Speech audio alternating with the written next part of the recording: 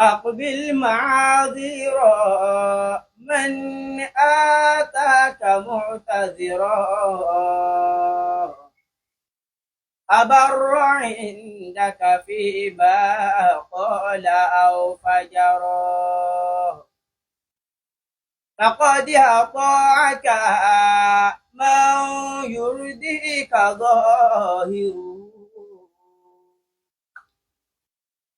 فقد أجلك من يهديك مستطرا فقد أجلك من يعصيك مستطرا أعيدي علي القراءة. أقبل معاذير من آتاك معتذرا أبر عندك فيما قال أو فجرا أبر عندك فيما قال أو فجرا لقد أطاعك من يرضيك ظاهره لقد أجلك فقد أجلك من يعصيك مستقرا فقد أجلك من يعصيك مستقرا أقبل معاذير من آتاك معتذرا أبر أو إنبر عندك فيما قال أو فجرا أقبل معاذيرا من آتاك معتذرا أبر عندك فيما قال أو فجرا إن بر عندك فيما قال أو فجرا لقد أطاعك من يرضيك ظاهره وقد أجلك من يعصيك مستقرا وقد أجلك من يعصيك مستقرا. ẹ jẹ́ á dúpẹ́ lọ́dọ̀ Ọlọ́run. Alhamdulillah. ẹ jẹ́ á tún dúpẹ́ lọ́dọ̀ Ọlọ́run. Alhamdulillah. kásá alhamdulillahi rabbil alamin. Alhamdulillahi rabbil alamin. àfààní ibil ma'adhira man ataka mu'tadiran abarra indaka fima qala aw fajara in barra indaka fima qala aw fajara. أقبل معاذيرا من آتاك معتذرا أبر عندك فيما قال أو فجرا إن بر عندك فيما قال أو فجرا. àfààní làkọ́dí àjálàkà àwọn làkọ́dí àtọ́àkà làkọ́dí àtọ́àkà man yuridika zahiruhu wàkọ́dí àjálàkà man ya'sika mustatira. لقد أطاعك من يرضيك ظاهره ọ̀yá yìí وقترا. tọ́ adúpẹ́ púpọ̀ lọ́dọ̀ Allah. Ọlọ́run tó ṣe wá ní mùsùlùmí. ọpẹ́ àdúùdú tán ó ní ọpẹ́ pé Ọlọ́run ṣe wá ní mùsùlùmí. adúpẹ́ lọ́dọ̀ Allah náà. ìgbà tọ́lọ́run tó wá ṣàwá ní mùsùlùmí yẹn Ọlọ́run wá lọ ṣe wá ní mùsùlùmí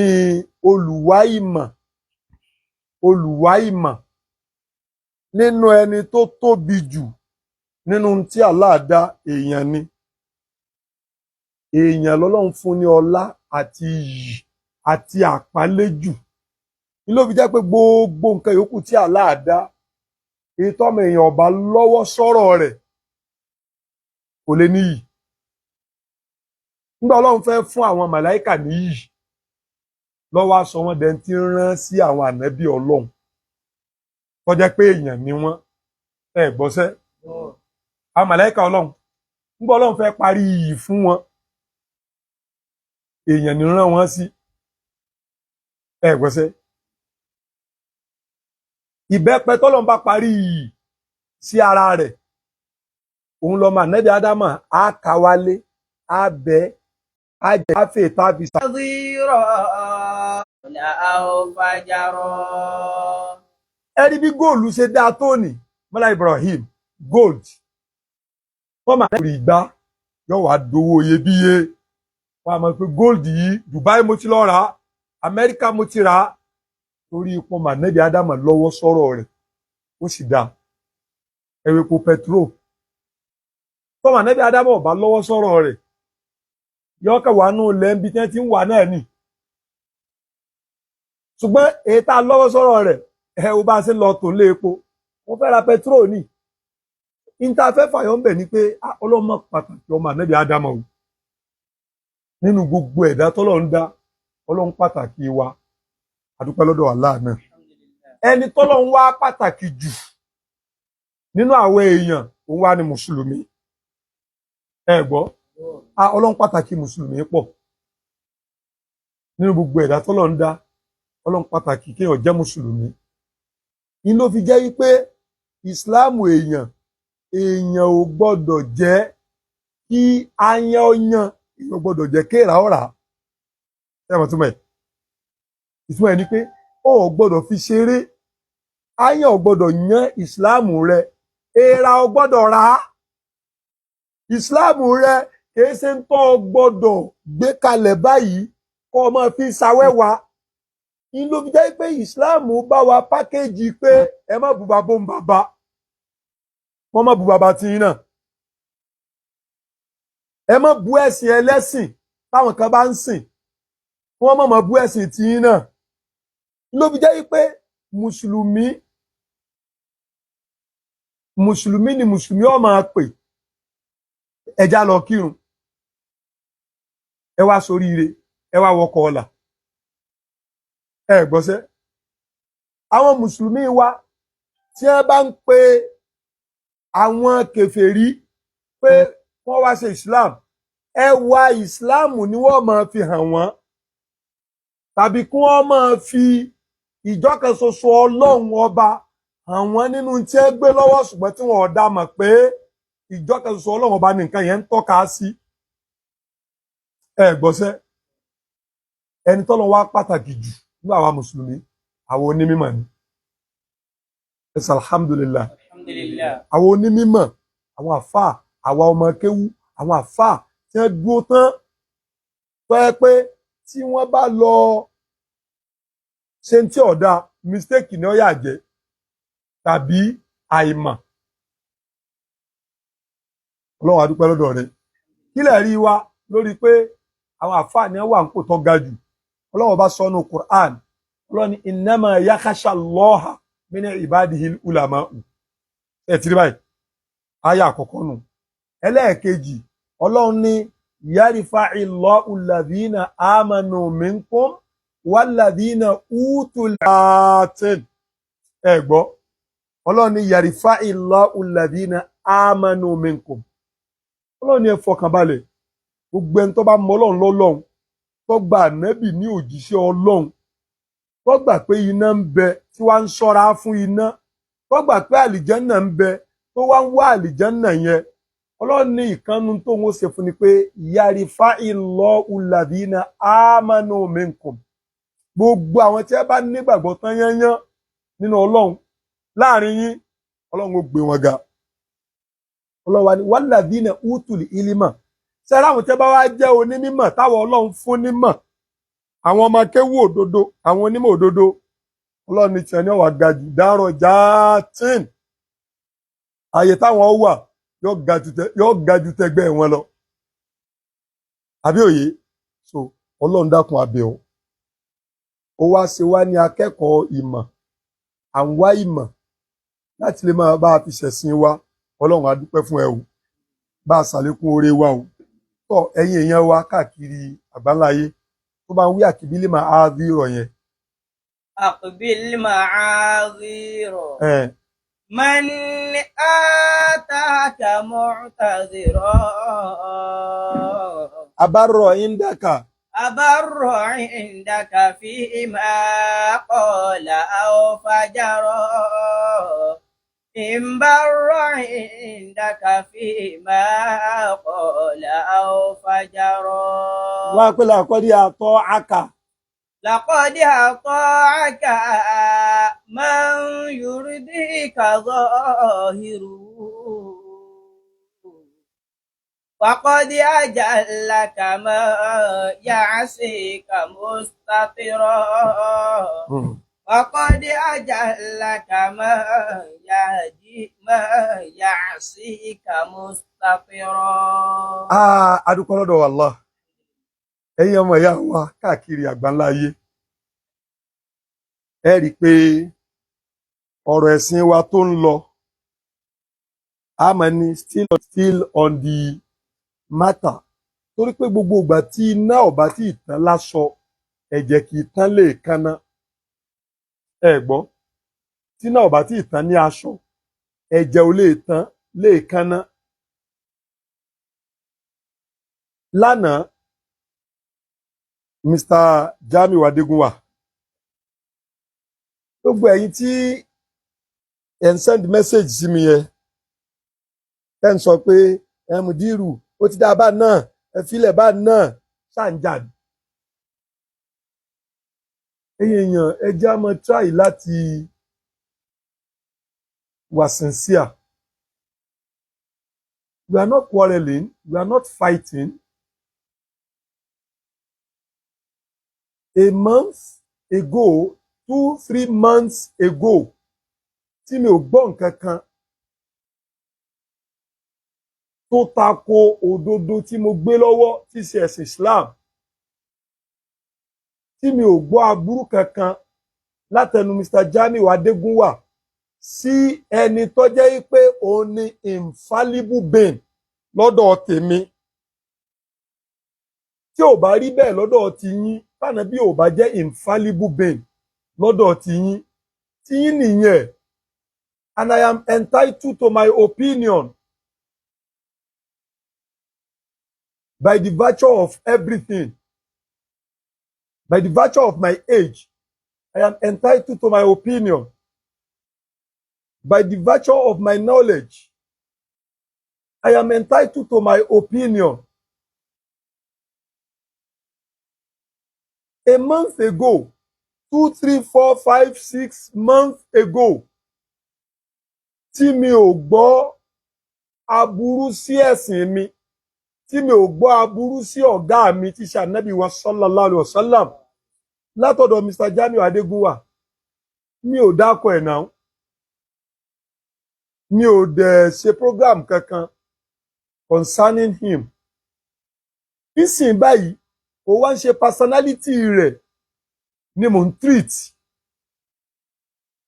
Aturathul Islami, the Islamic heritage tó jẹ́ wípé ẹnu ẹnìkan ọ̀gbá nínú gbogbo àwa tá a jẹ́ Mùsùlùmí pé bá a sùn ká má sọ̀rọ̀ ká má mú lọ́wọ́. So kẹ́ ẹ máa sọ fún mi pé wọ́n ti dá báyìí náà ẹ filẹ̀ báyìí náà ṣé nǹkan mi wà ń bẹ̀ ni. Ẹ kọ́kọ́ lọ gbọ́ wípé mo sọ fún yín ẹ̀yin náà dẹ̀ gbọ́ pé Mr. Jamiu Adégúnwà yìí kọ́sọ̀ ní the vicar ó dákọ̀ mi gẹ́gẹ́. He challenged me. I'm a student of knowledge, both sides, Islamic knowledge and Western education. Ma sọ fún mi pé if I see something, I shouldn't say something. Àti kéwú tí mo ké, àti ìwé tí mo kà.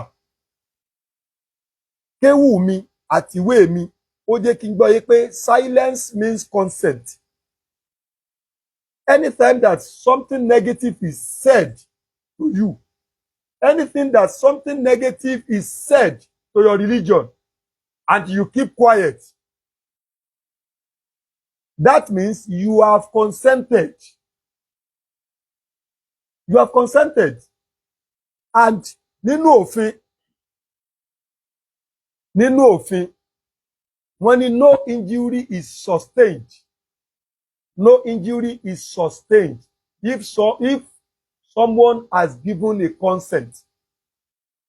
wọ́n lọ gbọ́dọ̀ pariwo pé ara ń ro ọmọ o gbọ́dọ̀ pariwo pé yé etí ń ro mí o tẹ́wá ní kí ló dé wọ́n gbá mi létí ni nígbà tẹ́ni tó fẹ́ gbá ọ létí tó sọ fún ọ pé òun fẹ́ gbá ọ létí tó o dẹ̀ yọ̀ǹda kó gbá ẹ létí kò sí court of law tó fẹ́ gbá ọ ibi kí yìn kó yin oníbọn náà ló fi yìn bọ̀n só ti kú o ti dáràn pọ̀ pààyàn nírú bẹ́ẹ̀ kò sí consent wípé àwọn náà ló ní kóhun yìn bọ̀n ẹ̀gbọ́nsẹ́ ẹlẹ́ẹ̀kejì òun ni wípé o gbọ́dọ̀ sọ wípé ọmọ kékeré kọ̀ǹsẹ́ǹtì aburú tó fẹ́ ṣe fún ọmọ tí ó dá nǹkan mọ̀ ló bá sọ fún ọmọ kékeré pé ṣé kò réèpù ẹ̀ lọ́mọ bá ní ló bá réèpù ẹ̀ wọ́n á mú ọ ní ó kọ̀ǹsẹ́ǹtì no ọmọ kékeré ò kì í kọ̀ǹsẹ́ǹtì ọmọ kékeré ò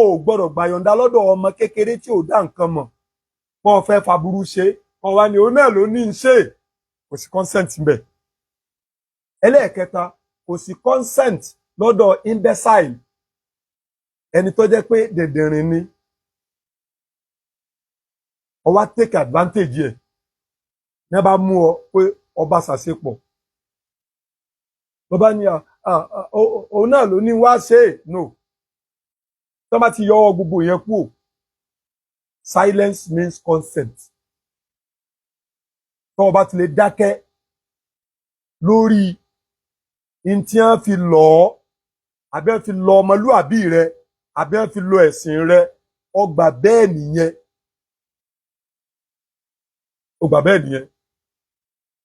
ẹ rí i pé lórí ọ̀rọ̀ petition tí wọ́n ní mo kọ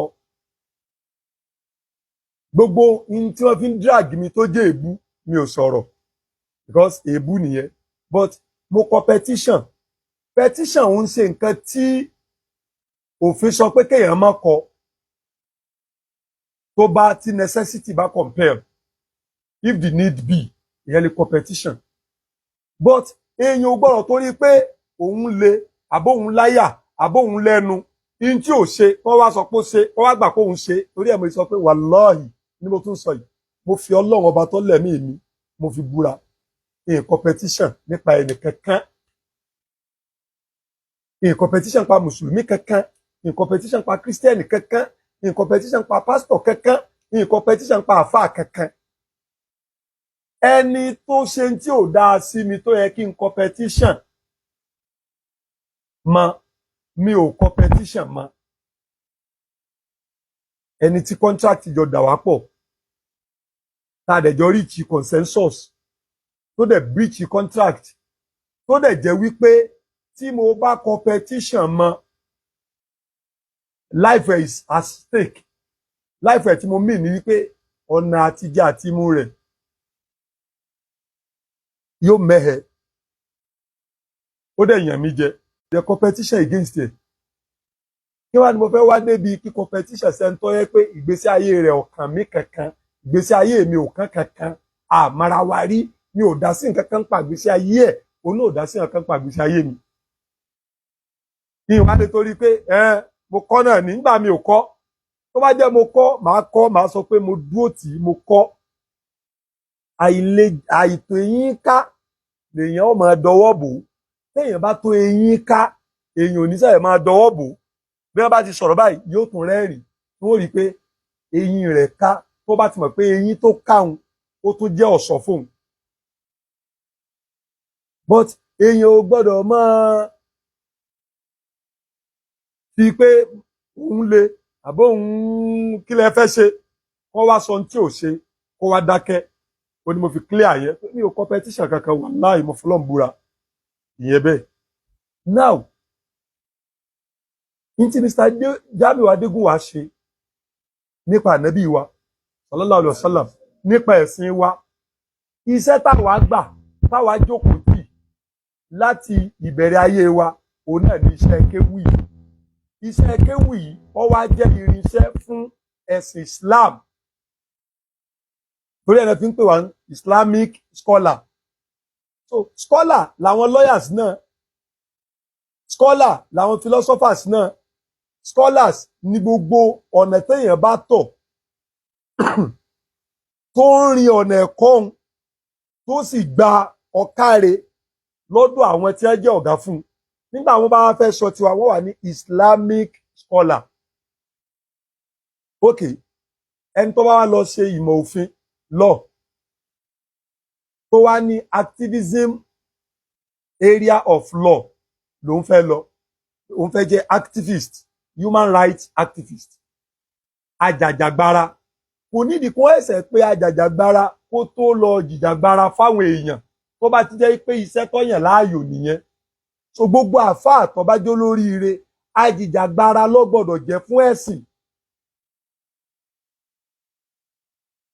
kílẹ̀ rí wa Ànábì ní al-ulama'u warathatul anbiya al-ulama'u warathatul anbiya tó ẹni pé àwọn tí wọ́n jogún tí wọ́n gbaṣẹ́ lọ́dọ̀ àwọn ànábì Ọlọ́run àwọn àfáà ni ṣé bí táwọn ànábì Ọlọ́run wá ṣe náà ní láti wá dìfẹ́ǹdì ẹ̀sìn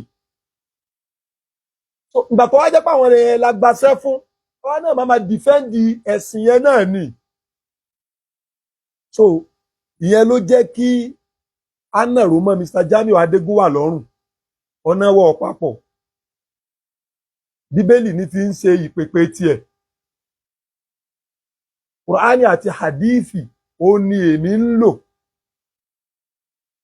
èmi ò wá tọ́bọ bíbélì tiẹ̀ nítorí pé òdodo ni nínú bíbélì rẹ̀ kí n sọ di rọ́mọ lọ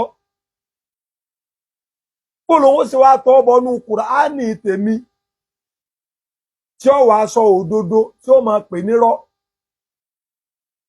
tàbí tí Kùránì bá pè léèwọ̀ tó wọ́n wàá pè lẹ́tọ̀ọ́ kò wá tún fi mọ bẹ́ẹ̀ ó wá tún wá wulẹ̀ lọ ta ẹnu bá ẹni tó jẹ́ pé infallible being ni ànábì tí ẹnìkankan ò lè wá mistake sí lọ́rùn tó bá ti dọ̀rọ̀ òfin ẹ̀sìn eléyìí tó jẹ́ pé Kùránì ni ṣọ́ọ̀ṣì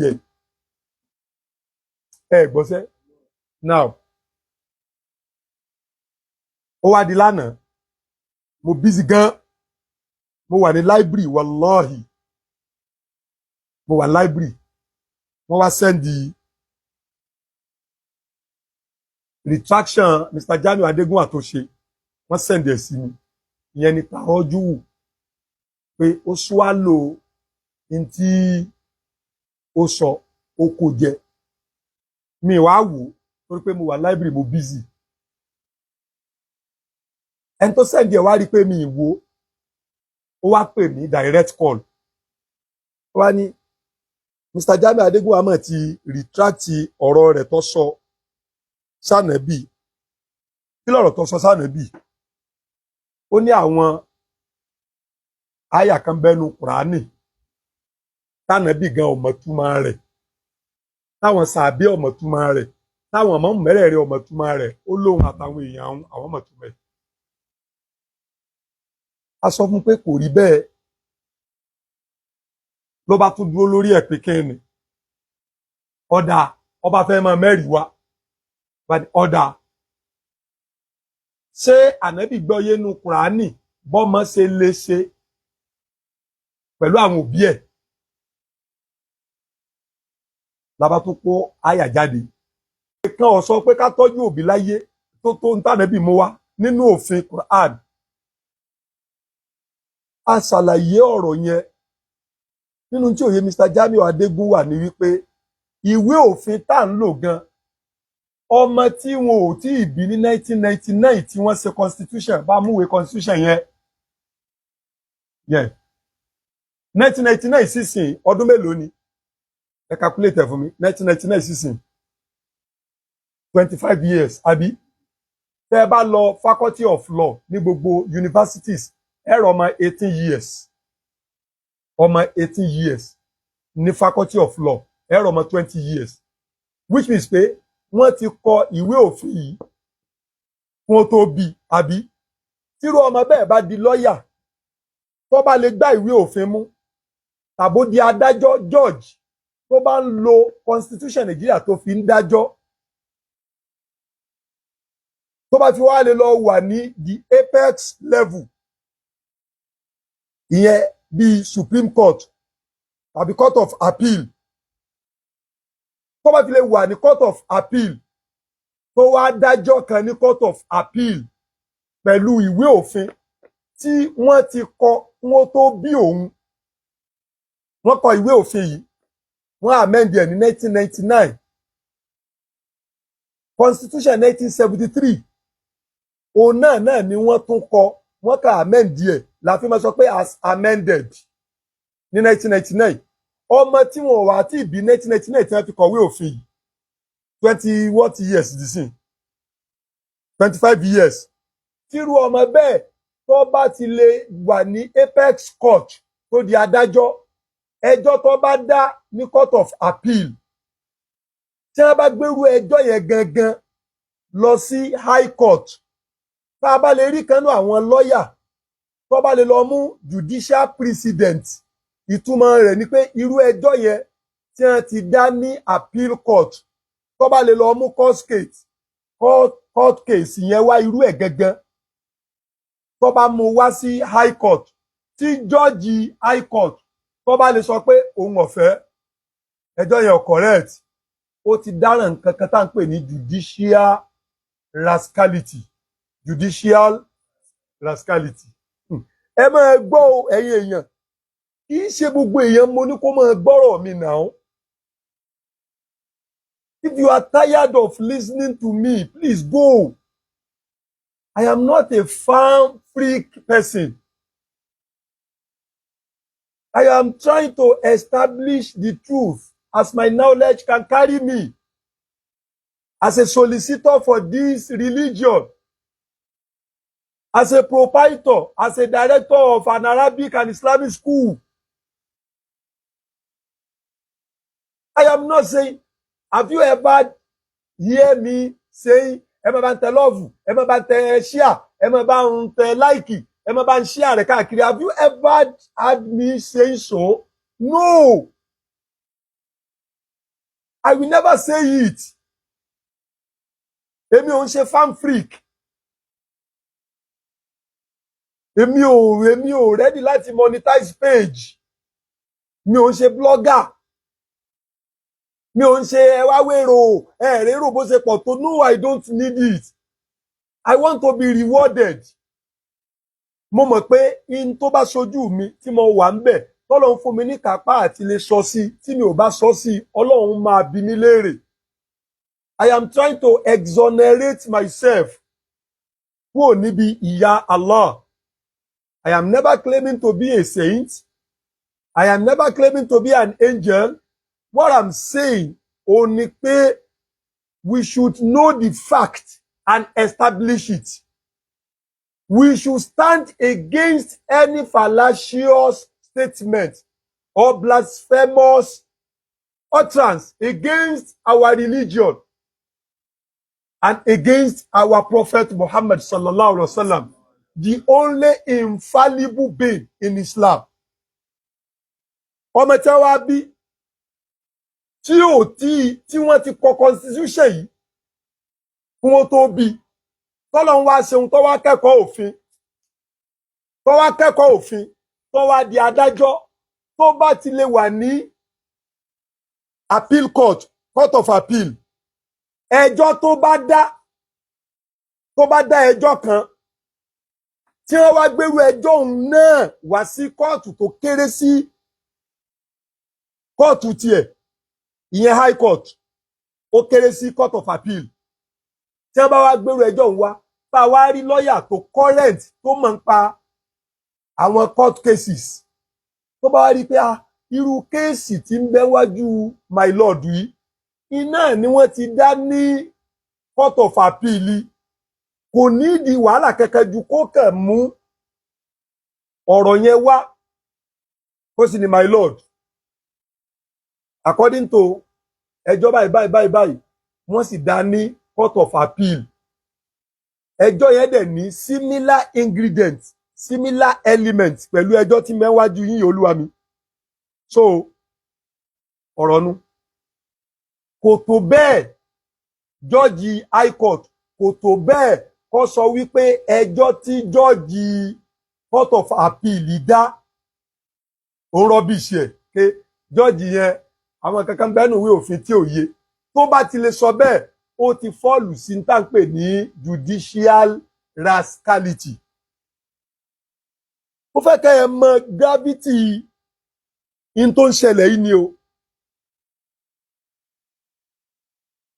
ẹjọ́ tí wọ́n bá dá ní Supreme Court the apex court Supreme Court ní wọ́n pè ní infallible court court tó jẹ́ pé ọ̀rọ̀ òfin tó bá ti lè sọ ẹjọ́ tó bá ti lè dá kò sí kóòtù náà mọ́ láyé ní orílẹ̀-èdè wa Nàìjíríà yìí tí wọ́n ti lè sọ pé mistake wà ńbẹ̀ wọ́n fẹ́ tún ẹjọ́ yẹn dá. So ẹjọ́ tí wọ́n bá ti dá ní Supreme Court kò sí kóòtù kankan láyé tó lè sọ wípé wọ́n á dá ẹjọ́ yẹn dá. kò bá ṣe pé adájọ́ tó wà ní Supreme Court ní 1999 káwá ní wọ́n bí irú adájọ́ yẹn ní year 2000 ṣe mọ̀ pé ìwé òfin yìí jùlọ wọn ò kọ́ lójú ẹ̀ wọn ò sọ̀kalẹ̀ lójú ẹ̀ kò sí mẹ́ńdà wọn ń kọ́ ṣùgbọ́n ó ti lọ kẹ́kọ̀ọ́ ń pa ẹ̀ wọ́n ti wá gbà pé òun ládájọ́ Supreme Court ọwọ́ adájọ́ ọwọ́ àní ànábì gangan lọ́lọ́run ọba gbé Kùránì fún. So ànábì ni ó ní the supreme person níbi òfin wa yìí òfin Ìsìlámù yìí ànábì ni the only infallible being sallallahu alaihi wasallam ànábì nìkan ló fi jẹ́ wípé kílẹ̀ rí wa ẹ̀rí wa ni pé Ọlọ́run ní intanaza'tum fi shay'in Quran kiri bá wá jáde intanaza'tum fi shay'in Ọlọ́run ní bọ́rọ̀ báyìí wọ́n mọ́ gbogbo yín lọ́wọ́ ẹ mọ̀ bí tẹ́ dàgbà òfin dàrú ẹ mọ̀ bí ẹ gbé pa farudduhu ila Allahi wa ila Rasul the only two sources tẹ́ padà láti lọ wá bó o ní ká ṣe sọ̀rọ̀ yìí o òun náà ni Al-Qur'an àti Hadith bá ń wá jáde Quran kíni intanaza'tum fi shay'in farudduhu ila Allahi wa ila Rasul. mo fẹ́ kẹ́yìn èèyàn kẹ́ ẹ mọ̀ kí ni Mr. Jamiu Adégúnwà kí ló kó sí gan nínú ọ̀rọ̀ tí ń bẹ ńlẹ̀ yìí ẹ ṣàánú ẹ̀ náà. Those of you clamoring for ẹ fílẹ̀ are we fighting him? kí lájọ́ dàpọ̀ èmi àti ọ̀jọ́ jókòó papọ̀ rí báyìí àjọ ríra wa gangan fisikálì báyìí rí ọ̀nà wo papọ̀ kankan oní bíbélì ni oní kùránì lèmi aládìísì lèmi oníkéwú lèmi ohun èso ń kéwú pa so èmi tí mo sì jò ń kéwú mi ò ń ṣe oníkéwú lòdè lọ́mọ ìjà sóde tábà pé àbá ti pàdé lóde kan ó pawó àpawó ọyàn mi jẹ kí nǹkan kan ò dà wá pọ̀ nínú ọ̀rọ̀ ilé ayé yìí. in tá a gbé lọ́wọ́ tó dá wa lójú tá a máa ń pa rẹ̀ lọ́tọwọ́ bọ̀ lọ́nà òdì ẹ wá ní ká filẹ̀. Quran 4 verse ẹ kọ́kọ́ ẹ rí i pé in tí mo fi táìtù ọ̀rọ̀ yìí ni wípé retraction Mr. Jamiu Adégúnwà retraction kan tó burú jù nínú àwọn aburú tó ti kó sí nípa ànábì wa àtẹ̀sìn. mo mọ nǹkan tí mo ń sọ ẹ̀yin èèyàn tẹ́ bá fẹ́ máa wo in tí mo bá ń kọ ẹ máa farabalẹ̀ wo èmi kẹ́kọ̀ọ́ ń pa ọ̀rọ̀ ni o gbogbo ọ̀nà tí mo gbà kọjá ni mo ti kẹ́kọ̀ọ́ nípa ọ̀rọ̀ ilé kéwú mo kẹ́kọ̀ọ́ ń pa ọ̀rọ̀ yàtọ̀ sí pé wọ́n bí mi nílé ibi tẹ́ ti máa ń sọ̀rọ̀ mo tún lọ ilé ìwé mo tún kẹ́kọ̀ọ́ ń pa ọ̀rọ̀ mo ṣe mass communication o tí mo ní result tó dáa tí mo ní certificate tó dáa mo tún kúrò bẹ́ẹ̀ mo tún lọ kẹ́kọ̀ọ́ ń pa ọ̀rọ̀ ní yunifásitì kọjá masters level mo tún wá ń presently kẹ́kọ̀ọ́ nípa ọ̀rọ̀ nípa ìmọ̀ òfin tó yẹ pé in tó jẹ́ irinṣẹ́ amòfin gẹ́gẹ́ ní ọ̀rọ̀ tí má kọ nǹkan ẹ lọ wò dáadáa kẹ́ tó sọ̀rọ̀ ẹ lọ wá brevity jáde ń bẹ̀, ẹ lọ wá accuracy jáde ń bẹ̀. Ẹ wá brevity, accuracy, precision and concision. Ẹ wá jáde nínú ọ̀rọ̀ mi. Keyword ẹ fàlà sí lábẹ́ o. Èmi ò sọ pé Mr. Jamiu Adégúnwà ó ti retract ní ọ̀nà tó yẹ kó gbà retract o. Mo ní ó retract èyí tó burú jù, the most dangerous and blasphemous utterance. Ẹ wo ọ̀rọ̀ yẹn náà, ẹ máàkì ẹ̀ náà. Ẹ bá ní kẹ́ ṣe analysis ọ̀rọ̀ yẹn, the most irretracted àti treat retraction rẹ̀ ń pé ṣé retraction tó yẹ ṣé bó ṣe kí retraction yẹn lọ ni ẹ fi yẹn sẹ́gbẹ́ kan. Ṣùgbọ́n ó rí káti ẹ̀ wá ní retraction yẹn a fẹ́ bá manage ẹ̀ pé ẹjẹ́ àgbà pé ọ́sà ti ẹ̀fẹ́nu rọ́mí. Ẹyọ kan tó burú jù nínú àwọn aburú tó ti ṣe nínú Islam lórí retract náà. Téèyàn bá ní case ní court tí cases yẹn jẹ́ bí 10 tó bá win nìkan káti ẹ̀ ló win nìkan. Ẹ̀yin tọ́rọ̀ bá tí ìyé lẹ́gbà kò win ní mọ̀ pé òun ò tí ì win ní àwọn lọ́yà rẹ̀ gan mọ̀ pé aláyé kò tí ì sórun o. Nínú cases 10 ìkan ládájọ́ dànù o. Tọ́lọ̀ ń bá tiẹ̀ bá dàkan yìí nù. Retraction yìí tá a bá manage ẹ̀. Gbogbo wa mọ̀jà já alábòsí ṣé bí àwa náà mọ̀ pé alábòsí ò ní jèrè láyé, alábòsí ò ní jèrè lálìkìámọ̀, alábòsí ò ní jèrè nínú sàárè náà. Retraction tí Mr. Jamiu Adégúnwà ṣe yẹn ẹ̀tọ́ ọ̀bọ̀ ẹ analyze ẹ̀ àníkàtì ẹ̀ wá ní gẹ́gẹ́ bí orin tá a kọ wọlé pé akibili ma'adhiro àfáà ní akibili ma'adhiro. Ara oore tí kéwú fẹ́ ṣe fáyé, kéwú tí Mr. Jamiu Adégúnwà ń rubbish, ara oore tí kéwú ń fẹ́ ṣe fáyé òun la fẹ́ sọ yìí o. Tá a bá gba retraction Mr. Jamiu wọlé lórí ẹyọ kan tó ṣe nínú ètò pọ̀ tó wà nílẹ̀, kéwú náà la fi gbà á. Kí ni kéwú wí? Aqbil ma'adhiro. Ó ní máa gba excuse mani ataka mu'tadhiran. Aqbil ma'adhiro mani ataka mu'tadhiran. Àfáà ní akbil, accept, take it. Aqbil, da, ma'adhiro, excuse mani ataka mu'tadhiran. Ẹni tó bá wá bọ̀ tó wá mú excuse wá lórí ọ̀ràn tó dá síwájú ẹ̀. Ó ṣe ọ́, ó dáràn, ó bà nǹkan jẹ́. Ó tiẹ̀ wá mú excuse wá pé ìmọ̀ọ́mọ̀ bí mo ṣe mí nìkọ́hùn. Àfáà ní aqbilihu. Aqbil ma'adhiro man ataka mu'tadhiran. Máa gba àwíjàre ẹni tó bá wá bá ọ tó wá wá àwíjàre lórí aburú tó ṣe yìí. Ìmbárọ̀ tó bá jẹ́ pé ìmbárọ̀ ìndákà tó bá jẹ́ pé excuse tó mú wá yẹn ó wọlé tó dẹ̀ rí pé ẹni yóò sìn sí à. Ìmbárọ̀ tẹ́ni yẹn bá sìn sí à lórí excuse tó mú wá akbil. Àfáà nígbà àwọn àfáà kan ní àbárọ̀ ìndákà fi máa kọ́lá àwùfájàrà. Kò bá jẹ́ wípé ó sìn sí à gbà, kò bá jẹ́ wípé kò sincere gbà. Àbárọ̀ ìndákà fi máa kọ́lá àwùfájàrá.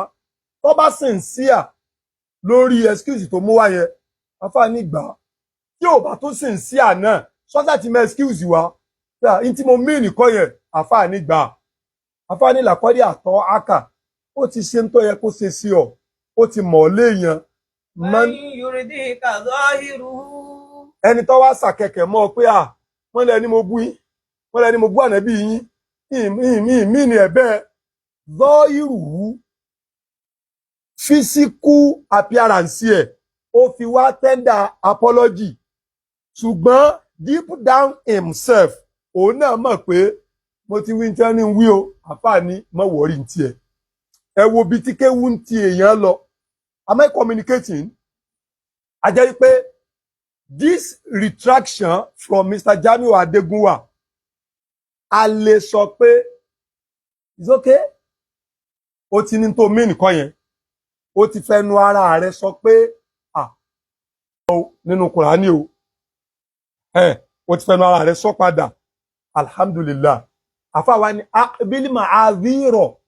Ẹ̀kọ́ nínú ẹ̀kọ́ táwa kọ́ lé kéwú Mr. Jamiu Adégúnwà. Kéwú tó ń fẹnu sáta kéwú lásán kéwú nìyẹn. Kéwú lẹ́kàn mọ́ kéwú yẹn tó bá mọ oore tí kéwú fẹ́ ṣe ẹni tó mọ̀ àtòore tí kéwú fẹ́ ṣe aráalé ẹni tó mọ̀ tó bá ń lò àtòore tí kéwú fẹ́ ṣe àwùjọ tẹ́ni tó mọ kéwú tó ń lò bá wà wallahi Mr. Jamiu Adégúnwà ò ní fẹnu àbùkù kan kéwú láíláí. Nínú tírà bàbá wa Lágége tàná ẹ rí pé mo máa rí fa Mr. Jamiu Adégúnwà sí ọ̀dọ̀ bàbá wa Lágége torí pé ibẹ̀ náà ló fara mọ́. Gbogbo tí Mr. Jamiu Adégúnwà ń ṣe yẹn in tí àwọn èèyàn fi ń rọra ń tún ṣe pẹ̀lẹ́pẹ̀lẹ́ pẹ̀lú rẹ̀ wọ́n ń tijú kéde pa ń bẹ̀rù wallahi àbẹ̀rù ṣùgbọ́n téèyàn bá ń tijú olówó ajá wàá rò pé òun ni wọ́n ń bẹ̀rù sẹ́mùpá ajá ọ̀gbà pé wọ́n máa ń tijú òun téèyàn bá ń pàmpà ajá yóò wá rò pé èèyàn ń bẹ̀rù òun torí pa ajá ni ṣùgbọ́n olówó ajá ó mọ̀ pé ìwà ajá yìí wọn ò bẹ̀rù ẹ̀ wọ́n ń tijú ẹ̀ ni ọ̀pá ń bẹ lọ́wọ́ wọn tí wọ́n lè kó bọ̀ ọ́ tẹ́nu téyìn rẹ̀ ó wọ̀ dànù ọ̀pá agi ni mò ń sọ kì í sọ̀pá àwọn oníkéwu àti mi mò ń sọ gbogbo yẹn kọ́ o. Àwọn èèyàn ń tijú ibi tí Mr. Jamiu Adégúnwà fara mọ́ nítorí pé ààyè tó entitled sí tìjú pàápàá jùlọ lánàá òun láàyè yẹn Allahu Akbar Allahu Akbar Allahu Akbar. Tọ́yì Mr. Jamiu Adégúnwà kéwú ló ní àkìbílì máa ádìrọ̀ ó ní ká máa gba excuse ẹ̀yin ọmọ ìyá mi káàkiri àgbáyé àkìbílì máa ádìrọ̀ wọ́n ní ẹjọ́ gba excuse mọ́ní àtàkà mu'tadhiran ẹni tó bá wá tó wá tender apology tó wá fún wa ní excuse ń bá rọ̀ ń dákà fi máa kọ́ọ́là a ó fàjára ń tó tiẹ̀ sọ bá wa láàmú àbí kò bá wa láàmú sọ́tà tiẹ̀ ti wá sapọ́lọ́jì apọ́lọ́jì wọn àwa kọ́ ló wúlò fún gangan ẹ rí pé yìí sọ pé kò wúlò fáwa náà yìí tí mo fi ní àwa kọ́ ló wúlò fún gangan ni pé no amount of blasphemy tí Jamiu lè sọ ń pa ànábì tó lè shaking àwa a bit ṣùgbọ́n àwọn tí apọ́lọ́jì ń wúlò fún gangan òun làwọn laymen àwọn mùsùlùmí tó yẹ àwọn ọmọ kéwú táwọn wá gbà pé béèyàn bá ti lè darapọ̀ mọ́ ààyè ńlá èèyàn ńlá lẹni náà tí wọ́n wá ń fojú àáfàá wo Mr. Jamiu Adégúnwà àwọn ni kú oríire jù lórí ìfẹnurọ́mí tí Mr. Jamiu Adégúnwà wá fẹnurọ́mí yẹn. Kéwú wá sọ fáà pé bílí máa rí rọ̀ nígbà tá a jọ bẹ̀rẹ̀ mo ní Mr. Jamiu Adégúnwà ọ̀wọ̀ relegation mi ò kúrò lórí ọ̀rọ̀ yẹn. You challenged me and mo dẹ̀ ń react sí challenge yẹn. No cause for anybody to come and be giving me an advice to quit. As long as you are not the one who engineered me to start. As you can all see, I'm not a kid. Mi ń sọmọdé ń gbé kọ́rùn lóko. Why will you be giving me unnecessary advice?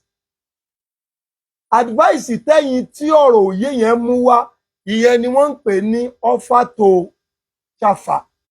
chafa ìtumọ̀ rẹ̀ ní pé kéèyàn máa waste offer advice rẹ̀ àbí persuasion rẹ̀ fẹ́ni tí ò ní interest láti gbọ́n tẹ́ fẹ́ wí.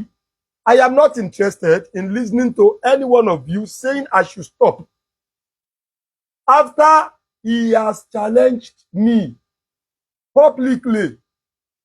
Mr. Jamiu Adégúnwà challenge mi lórí tó yé mi ẹni tí wọ́n tún wá certify mi ní àwọn àyè ńláńlá. Bàbá mi wọ́n certify mi. Bàbá wa àgbà ní Mahad wọ́n certify mi lójú ọ̀nà kéwì àti mẹ̀sí. University of Ibadan, the premier university, Department of Arabic and Islamic Studies, wọ́n certify mi ní degree, first degree. Tó bá ní SSC, wọ́n tún certify mi ní second degree, the same university, the premier university.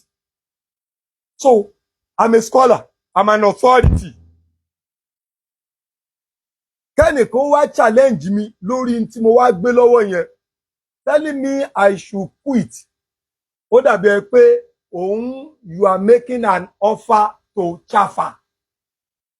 You are wasting your offer. Yeah, because I won't listen to you. Nítorí pé kò ń ṣe ń tẹ̀yìn ń rò yẹn, ó ní motive tèmi. I am not after being popular. I am not after that. Already mo ti popular lọ́dọ̀ àwọn ìyàwó mi, mo ti popular lọ́dọ̀ àwọn ọmọ mi, mo ti popular lọ́nú ẹbí mi. Nínú stages tẹ́ fi máa sọ popularity, èèyàn kọ́kọ́ jẹ́ ìsánú wàlìdí, ọmọ àwọn òbí ẹnìkan, Ọlọ́run ti ní kú bẹ́ẹ̀. Kì í ṣe fáàrí o. Tọ́mọ bá kọ́kọ́ wà, kò tí ní lárí, kò tí lè dára ẹ̀bọ́, kò tí lè dá dúró, ìsánú wàlìdí yòó. Ọmọ àwọn òbí ẹ̀ ni. Gbogbo ẹbí yòókù gan, wọn ò ní ṣe bẹ́ẹ̀ pàwọn rí.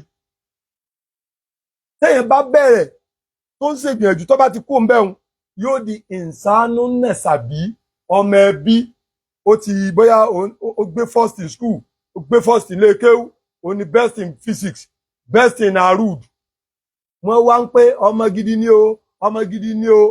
Àbó ń ṣe sport, ó máa ṣe, yóò di ìsánú nẹ̀sàbí, ọmọ ìran rẹ̀. Àwọn ẹbí rẹ̀ ọmọ pọ̀ ọmọ wa ni, ọmọ ẹ̀gbọ́n mi ni. Wọn ò ní pọ̀ ọmọ ẹ̀gbọ́n mi ni gan, ọmọ mi ni, ọmọ mi ni. Ọlọ́run tún ti ní kú bẹ́ẹ̀. Téèyàn bá tún gbìyànjú sí pẹ̀lú ẹ̀kọ́, yóò di ìsánú kọ̀bàlí. Ìsánú kọ̀bàlí yóò kú lọ́mọ ẹbí rẹ̀ nìkan, yóò dọmọ ìran wọn. Ọmọ Yorùbá ni, ògo Yorùbá ni. Tó bá sọ ọmọ Haúsá ni, ògo Haúsá ni. Tó bá sọ ọmọ Ìgbò ni, ògo ilẹ̀ Ìgbò ni. Ìsánú kọ̀bàlí. Alhamdulillah. Ọlọ́run tún ti ní kú níyẹn pé Yorùbá nìkan ni wọ́n mọ̀ pé ó rí bẹ́ẹ̀. Ọlọ́run kẹ̀. Àwọn ọmọ Haúsá ń bẹ ń bí tí wọ́n ń kéwú lọ́dọ̀ mi, tí wọ́n ń kàwé lọ́dọ̀ mi. Ọmọ abroad wọ́n bẹ. Wọ́n ẹ̀ṣẹ̀ mọ́ ọmọ wá láti United Kingdom, wọ́n á máa kéwú lọ́dọ̀ mi, hostel mi bí ló wà. Advert wo mo ṣe. So alhamdulillah, ìwọ insanun alamiyun. Téèyàn bá ti wá dẹni gbogbo ayé, àwọn èèyàn kéèyàn wá dẹni gbogbo ayé òun láyé social media yìí, àwọn wèrè gan dẹni gbogbo ayé. Ẹ ti ń ṣe wèrè. Wọ́n pè Amẹ́ríkà wọ́n ti fẹ́ wò, London wọ́n ti fẹ́ wò, wèrè ní sì ṣe. So in tí mò ń fẹ́ fàyọ ni pé giving me an advice to quit lórí ọ̀rọ̀ yìí, bí ìgbà téèyàn ń sọ fún ajìjàgbara wípé ọmọ jìjàgbara mọ́. Ajìjàgbara ẹ̀sìn lèmi, mi ò dẹ̀ ń tara fẹ́sìn lòdì. I know when and where and how to say. In tó yẹ kí n sọ, ibi tó yẹ kí n ti sọ, ìgbà tó yẹ kí n sọ, bó ṣe yẹ kí n sọ, Ọlọ́run kọ́ mi. Now, akibili ma adiro. Àfààní ẹgbà excuse ẹni tó bá apologize. Imbarra au fajara. Bọ́ bá yín láàmú, bí ọ̀bá yín láàmú pé ṣé bó ṣe ayẹ kó sẹ́nu ẹ̀ ti ẹ̀ gbà. Làkọ́dí àtọ́ aka man Yorùbá gọ̀hírùhù. Ẹni tó bá lè jáde ta gbangba báyìí, tó bá fẹnu rọ́mí, tó ṣúálò aburú tó ti jáde tẹ́lẹ̀, ó ti pè ní nǹkan. But ẹyọ kan nìyẹn nínú aburú tí Mr. Jamiu Adégúnwà tó ṣe fún ànábì, tó ṣe fẹ́ sìn, tó ṣe fún àwọn àfẹ́sìn. Now, ẹ̀yin tí ó bá wá yé, ṣé mọ̀ pé a ní apology èyàn, a manage ẹ̀. Kéwú náà ló ní a manage ẹ̀. Ẹ̀sìn náà ló ní a manage ẹ̀. Kò yé yín, nítorí pé ó kù sáàrin òun àti Allah. Torí pé in tí Allah sọ nípa repentance, in tí Allah sọ nípa repentance bá lọ Quran 3 verse 135 ẹ máa kà fún mi lẹ́yẹyọ kí ni Allah sọ. والذين إذا فعلوا فاحشة. Ọlọ́run ní àwọn èèyàn rẹ̀ tẹ́ fi mọ̀ wọ́n lé èèyàn rẹ̀ làwọn tó ṣe pé idha fa'alu fahishatan tí wọ́n bá hùwà àbàjẹ́ kan tí wọ́n sọ tí ọ̀dà tí wọ́n ṣe tí ọ̀dà. أو ظلموا أنفسهم. àbí ń ṣàbòsí ara wọn ẹni tó bá ti pànẹ́bì nírọ́ tó pe Kùránì nírọ́ ó ti ṣàbòsí ara rẹ̀ ẹni tó bá wá rí bẹ́ẹ̀. ذكروا الله. ní tẹ́ fi mọ̀ lé èèyàn rẹ̀ ni pé yóò wà rántí Ọlọ́run ní tí mo sọ yóò dà ní tí mo ṣe yóò dà. فاستغفروا لذنوبهم. wọ́n wá lọ tọrọ àforíjì ṣẹ̀ṣẹ̀ wọn ṣe ti rí báyìí ẹni tó yẹ pé tó bá sọ̀rọ̀ ọ̀bàjẹ́ Quran 3 ni o Quran 3 verse 135 so tí bá mi transliterate ẹ̀ mọ̀ kọ́ ní English fáwọn èèyàn because ọ̀pọ̀lọpọ̀ wọn ò mọ̀ pé ẹni tí mọ̀bọ ní ìrùkọ́ mọ̀ wọgbó òun náà ló tó wá dọ̀tà fọ́bọ. ẹ̀yin èèyàn tọrọ òye tẹ́ ẹ jẹ́ mùsùlùmí tẹ́yin ọmọ kéwú ẹ̀yin là ń ṣàlàyé ọ̀rọ̀ fún. Quran 3 verse 135 Ọlọ́run láwọn olóríire a ṣe pé Kùránì ń fẹsẹ̀ ẹ̀rin lẹ̀ pé kò sẹ́ni tí kò lè fọ́ọ̀lù sí kó sọ ní tí ọ̀dà àbí kó ṣe ní tí ọ̀dà ṣùgbọ́n tẹ́ fi dolóríire mọ̀ ó ní pé tó bá sọ ní tí ọ̀dà àbó ṣe ní tí ọ̀dà dákàrú lọ́ọ̀hà yóò rántí Ọlọ́run pé kò yóò rí bẹ́ẹ̀. واستغفروا لذنوبهم. yóò sì tọrọ àforíjì ṣẹ̀ṣẹ̀ wọn. ومن يغفر الذنوب إلا الله. Ọlọ́run nìkan ló láforíjì ṣe ti rí pé in tí Mr. Jamiu Adégúnwà ṣe lórí pé ó fẹ́ nu ẹ̀gàn kan Kùránì àtànábì Ọlọ́run lọ́sẹ̀ ó mísílíìdì àwọn èèyàn ni ó wá ṣẹ lọ́hùn tó bá lọ jẹ́ wípé kọ̀dí zákàrà lọ́hà àárín àtọ́lọ́ nìyẹn wà tó bá ti rántí Ọlọ́run ìdàstákfàrà lè dáńbìhì àwòlìdùnúbìhì tó bá ti tọrọ àforíjì fáwọn ẹ̀ṣẹ̀ burúkú tó dá ṣe mọ̀ pé àárín àtọ́lọ́ nìyẹn wà. ìní tó bá ń lọ Quran 4 verse 17 tá a fi lè sọ pé retraction Mr. Jamiu yẹ kò sincere kò genuine ṣùgbọ́n ó sincere àbí kò sincere ó genuine àbí kò genuine kéwu ti kọ́ a pé sọ́sàtì ẹ̀ ti jáde ó ti wá apologize ẹ̀já manage ẹ̀ ọ̀ya wá lọ Quran 4 verse 17 kí lọ́lọ́run wí mẹ́. إنما التوبة على الله. Ọlọ́run ní àwọn tóun Ọlọ́run ṣàdéhùn wípé òun ó gba ìtúbá ìrònúpìwàdà wọn. للذين يعملون السوء بجهالة. àwọn tó bá jẹ́ wípé àìmọ̀kan ni wọ́n fi ṣe tí ọ̀dà dùnbẹ̀. ẹ wo Quran Mr. Jamiu Adégúnwà sórí Quran 4 verse 17 Ọlọ́run ní Ọlọ́run ó gba túbá Ọlọ́run sì ti ṣàdéhùn ó yìí ti màámà lo ọlá rẹ̀ pé òun ó máa gba ìrònúpìwàdà àwọn tó jẹ́ pé fa'alu fahishatan àwọn tó jẹ́ wípé ya'maluna su'a bijahalatin àwọn tó jẹ́ wípé aburú tó sọhun aburú tó ṣeun bijahala àìmọ̀kan ló ṣe ọmọ aláìmọ̀kan sẹ́mọ̀ pé gbogbo ohun tí Mr. Jamiu Adégúnwà sọ àìmọ̀ ló ṣe gbogbo ohun tó sọ sí Quran gbogbo ohun tó sọ sánàbì gbogbo ohun tó sọ sáwọn àfẹ́ẹ̀sìn irọ́ tó pamọ́ Ibn Kathir tó bá mọ lẹ́bù tí tafsiri Ibn Kathir wà ní àwọn kútùbù tafasir láàrin 1 to 3 ni bí kútùbù tafasir ṣe pọ̀ tó láyé tíra tẹ́ fi tú tafsir bó ṣe pọ̀ tó láyé ètò àánú láìbírì tèmi ju 10 lọ ó sì kéré nínú kútùbù tafasir tí mẹ́ láyé bó ṣe wá pọ̀ tóun ẹ lè wá ránkì Ibn Kathir ju àárín 1 to 3 lọ kódà 2 to 3 ni èyí tí gbogbo àwọn àfáà panupọ̀ pé ọ̀sàgbà rẹ̀ ó ní tafsiru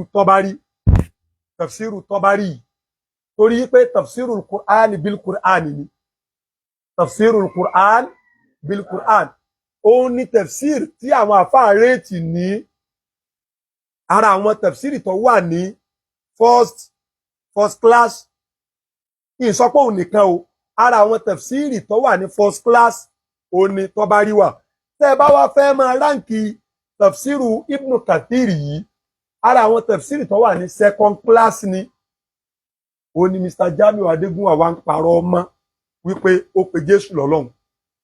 Ọlọ́run wá ní Quran 4 verse 17 Ọlọ́run ní àwọn tí Ọlọ́run wọn gbà túbà wọn làwọn tó yẹ pé ya'maluna su'a aburú tí wọ́n ṣe yẹn àbí wọ́n sọ yẹn bí jahalatin àìmọ̀kan ló ṣe wọ́n. Jamiu Adégúnwà wà nínú kàtígírì ẹni táìmọ̀kan. Tá a bá pè yẹn láláìmọ̀kan, àìmọ̀kan nípa Kùránì nípa ìsìláàmù là ń sọ o. Ó lè mọ̀kan pa Báíbù o. Thumma yatubuna min qaribin. Ọlọ́run ní ntẹ́fẹ́ àmọ̀ pé olóríire leléyìí àìmọ̀kan ló fi ṣe tó ṣe tí ọ̀dà yìí yatubuna min qaribin kò ní jọ́rọ̀ ọpẹ́ tí ètètè ronú pìwàdà kìí ṣe pé yóò wà wàlámúyúsì rú àlámọ́ fáàlú kìí ṣe pé yóò wà tó wá insist lórí ignorance. Sọ́dọ̀ pé Mr. Jamiu Adégúnwà ó fọ́ọ̀lù sí kàtígírì pé ya'maluna su'a bi jahala àìmọ̀kan ló fi ṣaburú ló fi sọ̀sọ́kúsọ. Abẹ́ẹ̀kọ́ ó wá yẹ kó wà ní yatubuna min qaribin ó wá fèlì ń bì yẹn. Ọlọ́run láwọn tí wọ́n bá ṣe àìdá pẹ̀lú àìmọ̀kan tí wọ́n bá yatubuna min qaribin tó ti táìpù ẹ̀ tí wọ́n bá tètè tí wọ́n jọ́rọ̀ yẹn ó long bó ṣe rẹ́nìkan àbẹ́yẹ̀ méjì pé sákèsí yatubuna min qaribin tó bá tètè ronúpìwàdà tó tètè sọ pé mistake ni o kò bá jó lóríire tán yányán. Faulaika yatubu Allahu alayhim. Ọlọ́run ní gbogbo ẹni tó bá ṣe bẹ́ẹ̀ òun gbà túbà wọn òun gbà ronúpìwàdà wọn. Wa kana Allahu aliman hakima. Níbì kan Ọlọ́run ní wàlámú yóò sì rú àlámọ́ fàálù àbí tí wọ́n wá máa insist lórí àìmọ̀kan tí wọ́n ṣe tí ọ̀dà wà ń yà àlámú náà tí wọ́n sì mọ̀ pé àìmọ̀kan ni. Now tá a bá wá mú gbogbo yẹn àwọn excuse tí Mr. Jamiu Abdullahi ìdá ahun náà la máa fi pa ahun. Ó wá ní ṣẹ́rí gbogbo ẹ̀yin èèyàn tẹ́ ń sọ pé àwọn kan ní á pè é ṣàǹpó náà sọ bẹ́ẹ̀ àwọn èèyàn kan pé òun àti ẹ̀dùpẹ́ ẹni tó bá rí ó pè ṣùgbọ́n a wá fẹ́ kí gbogbo ẹ̀yin èèyàn kẹ́ wá dá ìrònú yín padà sí i pé nígbà tó ti wá padà gbà pé fáírọ́ọ̀sì ló ń fọ́n sáyé yìí tó bá jẹ́ pé bó ṣe wá fọ́n sáyé òun tá a bá wá fi í lẹ̀ we saw something and if we did not say something ṣé ẹ wá rò pé kò dáa ṣé ẹ mọ̀ pé kò dáa báyìí tí ẹ bá ṣe pa dúró tì lọ́rùn tẹ́ ẹ bá sọ pé àwọn kan ní á pè ìgbà táwọn tí wọ́n pè náà mọ̀ pé ọmọ táwọn ń pọ̀n yìí ẹsẹ̀ rẹ̀ ti ń wọ́lẹ̀ gbogbo àtẹ̀yẹ̀ bá ń pọnmọ tọ́mọ yẹn bá forí mẹ́yìn tẹ́sẹ̀ rẹ̀ sì dúró lára òun lẹ́ń tó pọnmọ gan ọgbàdùn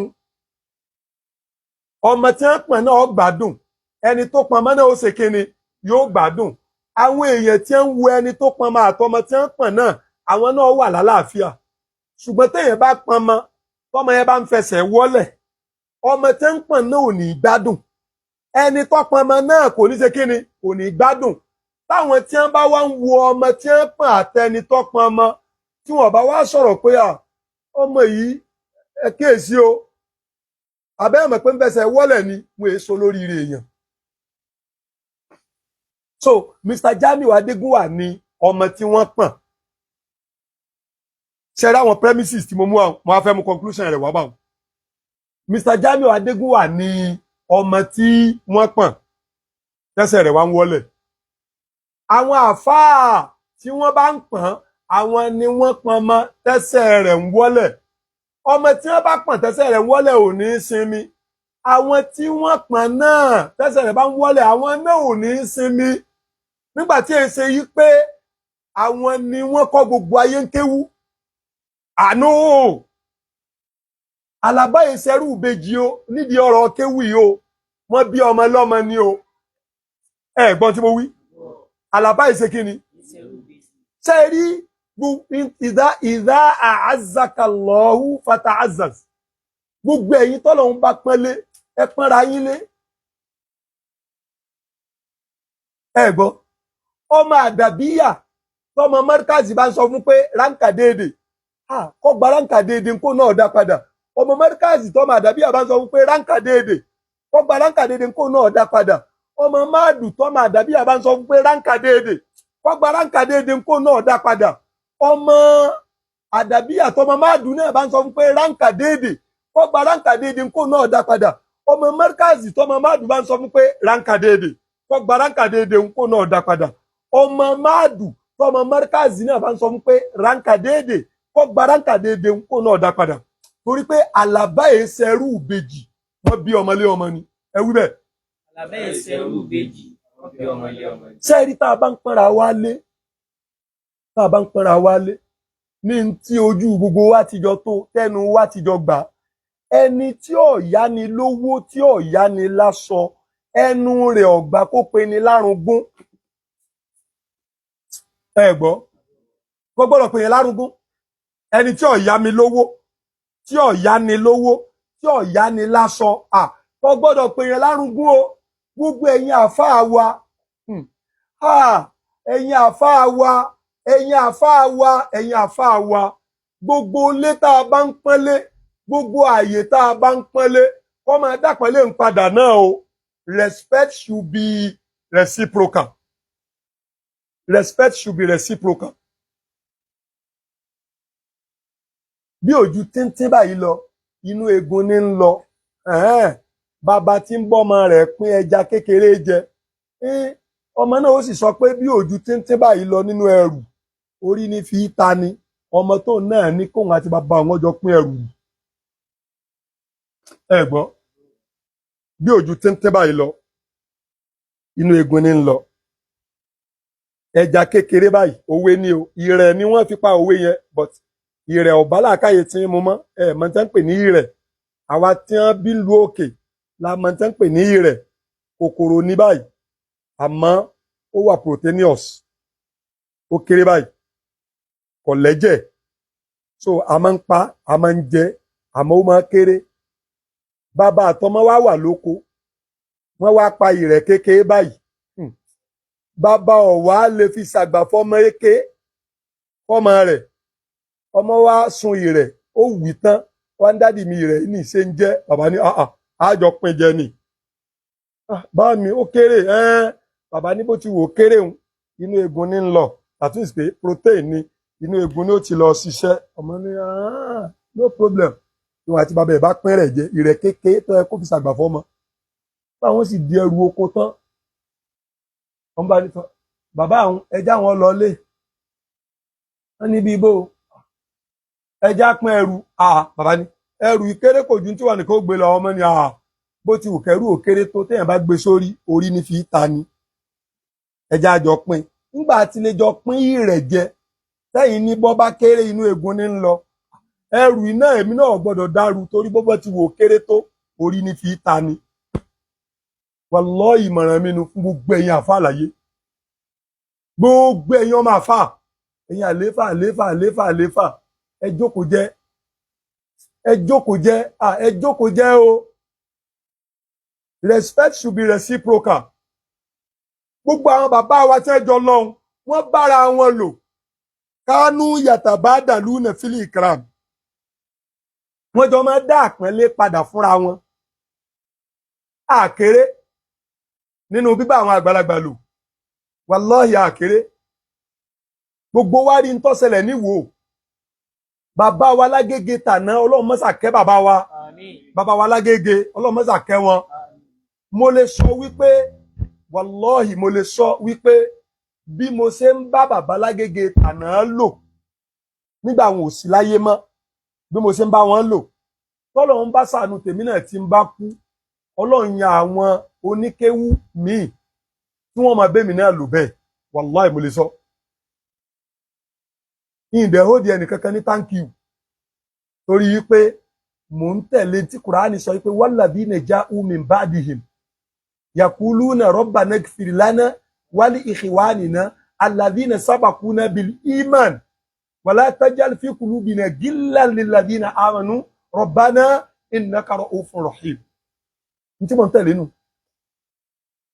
ẹnìkan ò sì lè péǹtì bàbá wa lágége tànà black fún mi mi ò pè wọ́n ní màláíkà àmọ́ mo mọ̀ pé nínú ẹni tí Allah lò nílẹ̀ Yorùbá yìí tí Allah lò ní Nàìjíríà lápapọ̀ lórí ìgbà àwa ọmọ kéwúlẹ̀ lóko ẹrú babalágége tàná ọlọ́run mọ́sà kẹwọn gẹ̀ wọ́n o ọlọ́run ọ̀rá níyàn mi nǹkan kan ọ̀pamọ́ fún ọ o ìjà mọ́là babalágége o torí pé ìwà nǹkan kan lọ́dọ̀ ẹnì kankan ju ọ̀dọ̀ Allah lọ mẹ́ntí ọ̀ràn sí mi.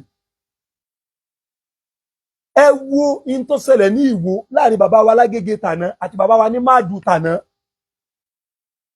Bàbá wa lágége sọ báyìí bàbá wa ní máàdù sọ báyìí ẹ rí i pé bàbá wa ní máàdù ń sọ pé ẹ má sì gbọ́ o ẹ má sì àáfàá wa gbọ́ o ẹ má sì àáfàá wa gbọ́ o bẹ́ẹ̀ ni bàbá wa lágége náà ń dá padà pé àáfàá tẹ̀ ń wò yìí èèmọ̀nú o báyìí ṣe rí nu. Mo sì mọ tí bàbá wa ní máàdù sọ níjọ́ tá à ń ṣe 40 years anniversary máàdù nípa bàbá wa Àlàjí àgbà tí wọ́n fi lọ gbé bàbá wa Àlàjí àgbà wá. Dáwọn ṣe 30 years bàbá wa lágége tàná ni wọ́n gbé wá máàdù. Ẹ wo ìdápọ̀nlé padà fúnra wọn. 40 years anniversary máàdù a lọ gbé bàbá wa Àlàjí àgbà wá. Bàbá wa ní máàdù wọ́n lọ pàdé bàbá wa Àlàjí àgbà lọ́nà tó jìn. Nígbà bàbá wa Àlàjí àgbà tó ń lọ padà wọ́n tó sìn wọ́n jìnnàjìnnà kúrò nínú ìlú Ìbàdàn. Mo wá mọ tí bàbá wa Àlàjí àgbà tàná Ọlọ́run mọ́sà kẹ́ wọn. Bàbá wa Àlàjí àgbà àkọ́kọ́ bàbá wa Kamaludin Adabi gẹ́gẹ́ mo mọ tí wọ́n sọ fún mi lọ́dún tí mo lọ ọ̀dọ̀ wọn ní 2002 wallahi azim nípa bàbá wa ní máàdù tàná. Mo mọ tí wọ́n sọ fún mi nípa bàbá mi gẹ́gẹ́ wọ́n á mọ tí wọ́n sọ fún mi nípa bàbá máàdù ìwọ̀n bá lọ mọ́ sọ pé báyìí ni bàbá òun rí mọ́ a gbọ́dọ̀ mọ́ sọ báwọn bàbá tí a ṣe rí gẹ́gẹ́ ẹja mọ́ sọ tàwọn bàbá ń bàbá. Bàbá wa Àlàjí àgbà nígbà wọn wádìí lọ ọmọ bóníọ́ ọmọ fọ́nì alọ́mọ kéwù kan ní fàájà Amadu wọ́n sọ̀rọ̀ nípa bàbá mi fún mi mo ní bàbá mi gẹ́gẹ́ nìyẹn mo mọ tí a sọ fún mi Ọlọ́run kẹ́ gbogbo wọn. Wọ́n wá ní ó ní wọ́n ti wá ń kéwù mo ní nìbàdàn ni lọ́dọ̀ Sheikh Murtada Abdulsalam Àlàjí àgbà ní Alhaji Murtada Abdulsalami wàlíyí Ọlọ́run ni ẹni Ọlọ́run ni ibi gidi ló ti lọ kéwù. Ẹ wo báwọn bàbá ń ṣe ń dá àpẹẹlẹ padà fúnra wọn. Níjọ́ tí bàbá Malam Yusuf Adépọ̀jù kú lòbù tá a lọ sí lòbù tá a pàdé bàbá wa Adékílékún Àlàádábí ẹgbọ́n tí bàbá wa Adékílékún sọ fún mi níjọ́ náà. Kéwù ṣe dá lẹ́nu tiẹ̀ báyìí bóló ti kéwù mo ní Al-Mahadul Arabiya Nàìjírí lọ́dọ̀ bàbá Murtada Abdulsalami nìbàdàn wọ́n ní wọ́n á máa jiná ń bẹ̀ o bàbá wa Adékílékún ní wọ́n á máa jiná ń bẹ̀ o ẹ lọ wo interview mi tí mo ṣe fún bàbá wa Adékílékún on the 12th August 12th. So gbogbo ẹ̀yin àlééfà ẹ̀yin ọmọ àfà ẹ̀yin tẹ́ ẹ rólé àwọn àfà ẹ ṣe jẹ́jẹ́ o gbogbo ọmọ tẹ́ ẹ bá ń pọ̀n tẹ́sẹ̀ rẹ̀ bá ń wọ́lẹ̀ ẹ kìlọ̀ fún wọn. So gbogbo ẹ̀yin tẹ́ bá ń sọ yí pé Mr. Jaiye Adégúnwà wọ́n pè ní wọ́n ṣe dá tí wọ́n pè náà ìgbà tó mọ̀ pé ọmọ táwọn pọ̀n ẹsẹ̀ rẹ̀ ti ń wọ́lẹ̀ wọ́n wá mọ̀ pé bí ò ṣe ní sinmi làwọn náà ò ní sinmi wọ́n mọ̀ torí pé wọ́n mọ̀ pé gbogbo àwa tá a bá rí i pé ẹsẹ̀ ọmọ ń wọ́lẹ̀ á mọ̀ wò pé sọ́mọ yìí lọ́ọ̀yà karambà ni tí ń fẹsẹ̀ wọ́lẹ̀ ni abẹ́ni tó pọ́n ìní ọmọ máa pọ̀n. So tí wọ́n bá wá pè tí wọ́n bá wọ́ọ̀nù ẹ̀ alhamdulillah. Now ẹ wá jẹ́ àkílẹ̀ rẹ̀ tí mo fi sọ pé èyí tó burú jù nínú tí Mr. Jamiu Adégúnwà kó sí ń lórí tract un àti wá manage ẹ̀ ẹ wá wo èyí tó kù tó pọ̀ Mr. Jamiu Adégúnwà nínú aburú tó kó sí àtẹ̀yìn èèyàn rẹ̀ kẹ́ ẹ máa gbọ́ ó ní wọ́n máa sọ pé ànábì ní òun fi nǹkan méjì ilẹ̀ ẹ ní sọnù ẹ ní sórí ibú tẹ́ bá di méjèèjì mú ànábì wá sọ pé kùránì àti àdíìsì ti ṣe súnà ní tànábì wínú Mr. Jamiu Adégúnwà wá ní nǹkan méjì tànábì ló ń fi ilẹ̀ kùránì àti fámìlì rẹ̀ ní sọ ó ní kèésì àdíìsì kankan bó ṣe wínú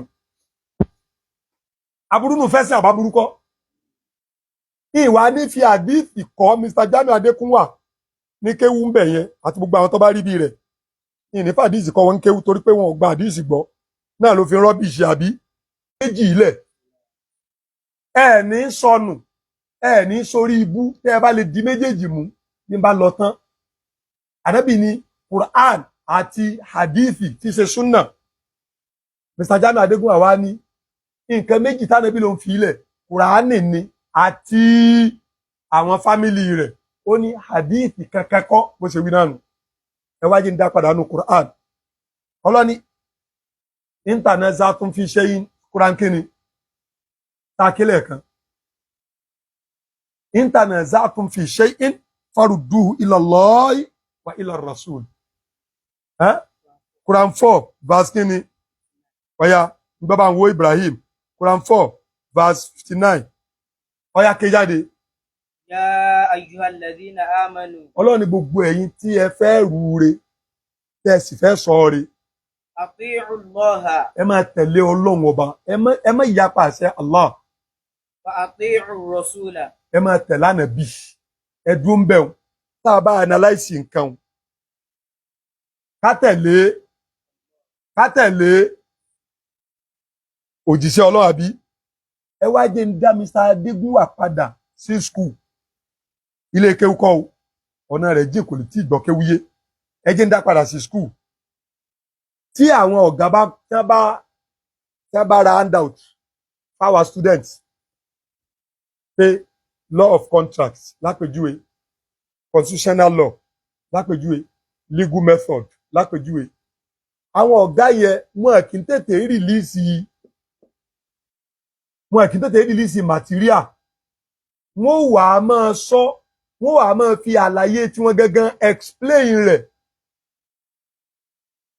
wọ́n wà á máa fi àlàyé tí wọ́n gangan understanding tí wọ́n gangan explain material bẹ́ẹ̀ exam bá ń súnmọ́ bọ̀ ni wọ́n tó wá release material àwa ń pe kíní kan ní forming of a note ọmọ akẹ́kọ̀ọ́ tó rí ẹ̀ bá wá pé yóò wá máa fọ́ọ̀mù note yóò máa yọ ọ̀rọ̀ meanwhile ọ̀gá tí ń kọ́ wa ní nǹkan òun gẹ́gẹ́ kọ́ ló ní màtíríà yẹn ṣùgbọ́n òun gẹ́gẹ́ ti kà ó ti gbọ́ yé yóò wá máa fi àgbọ́yé tiẹ̀ yóò máa fi ṣàlàyé fún àwọn ọmọ akẹ́kọ̀ọ́ tiẹ̀ á wá máa kọ nóòtì ilẹ̀ tá a bá wá fẹ́ ṣe ẹ̀gzáàmù tá a fẹ́ páàsì aláti lọ ka handout yẹn gẹ́gẹ́ àti nóòtì tí ọ̀gá fi kọ́ wa ẹ̀rí báyìí àti Allaha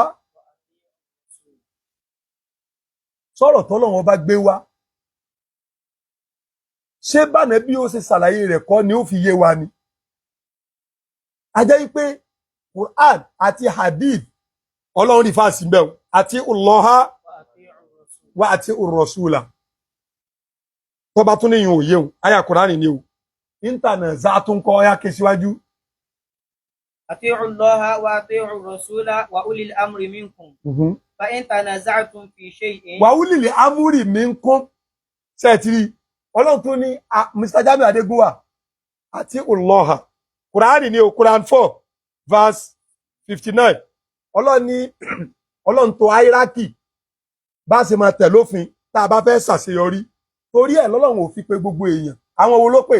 Ya ayyuhal ladhina amanu. ọlọ́lẹ́yìn tẹ́ èso lórí kùrà ẹ̀yin tẹ́ èso aláyàkókò nàkí ẹ̀yin tẹ́ èso nífẹ̀ẹ́ nú ẹ̀yin tẹ́ èso abẹ́rí kùrà ẹ̀yin tẹ́ èso ìka òṣè tiẹ̀ bẹ́ẹ̀ ẹ̀yin tẹ́ ẹ rúre tẹ́ ẹ fẹ́ sọ̀ọ́re ẹ̀yin tẹ́ ẹ fẹ́ lé tẹ́ ẹ fẹ́ bá ẹ̀yin tẹ́ ẹ fẹ́ bá tẹ́ ẹ fẹ́ rí mú ẹ̀yin tẹ́ ẹ fẹ́ rí mú tẹ́ ẹ fẹ́ mú délé ẹ̀yin tẹ́ ẹ fẹ́ mú délé tẹ́ ẹ fẹ́ fi ṣe dáadáa àti Allaha ẹ bẹ̀rù ẹ tẹ̀lé Allah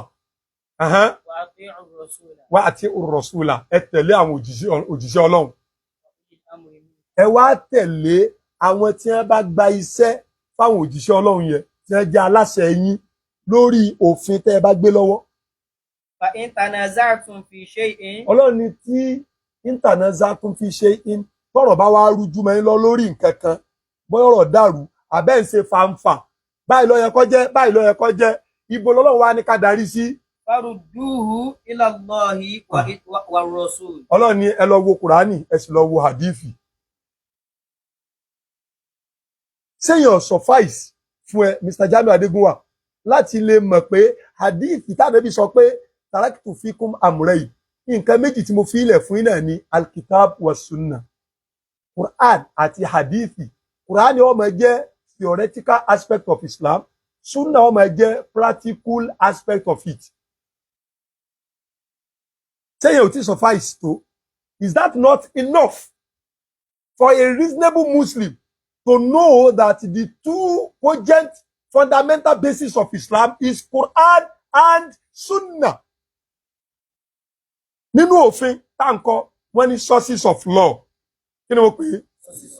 Àwọn ibi tá ẹ máa wá òfin sí, wọ́n wá ní international law, common law, law of equity, sharia law, customary law, àbí òye yìí. Wọ́n wá ní judicial precedent. Ara sources of law ni judicial precedent.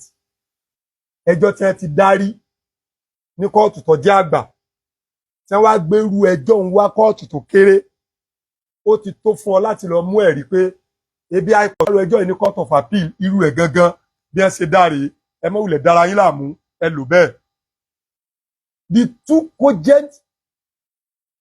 The two crucial and overriding fundamental basis of Islam are Al-Kitabu wa Sunnah.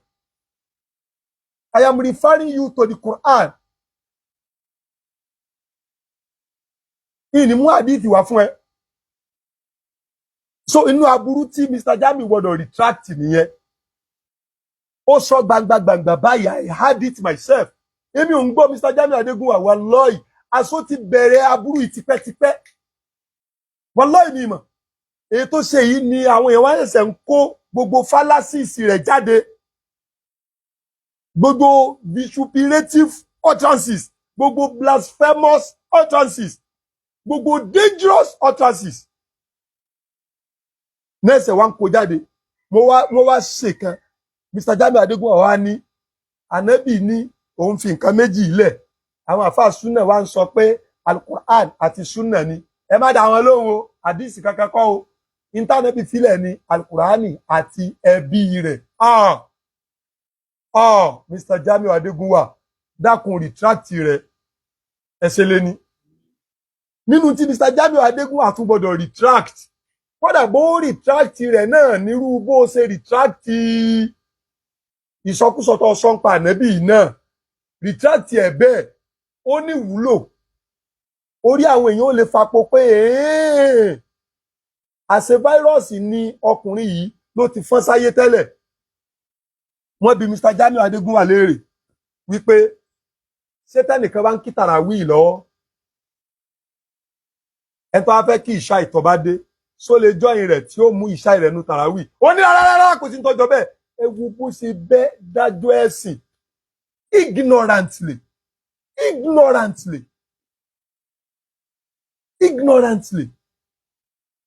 Mr. Jami Adégúnwà, mo mọ tó ń ṣe.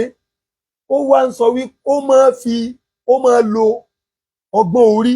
Kò mọ̀ pé Islam kọjá làákàyè. Làákàyè ni ó bá ò fún Islam. Wallahi kìí ṣe Islam ni ó bá ò fún làákàyè. Máa fún láwọn instances. Làákàyè ni ó bá ò fún Islam. Wallahi Islam kan ni ó bá ò fún làákàyè. Máa dẹ̀ fún láwọn instances nsìn. Ibi tó ń lọ tó fi sọ pé rárá ó yarí pé wọn ò lè kí bẹ́ẹ̀. Ó ní pé ó ní irun ọ̀ranyàn ó ní ìkọ́mọ̀, irun náfìlà kò ní ìkọ́mọ̀. Mr. Jami Adégúnwà, ó ti dèrà rẹ̀ ń bẹ̀rù. Wá mú àyà kan jáde nínú Kùránì tọ́lọ́run ti sọ pé tẹ́ ẹ bá fẹ́ kírun ọ̀ranyàn kó ṣe ìkọ́mọ̀.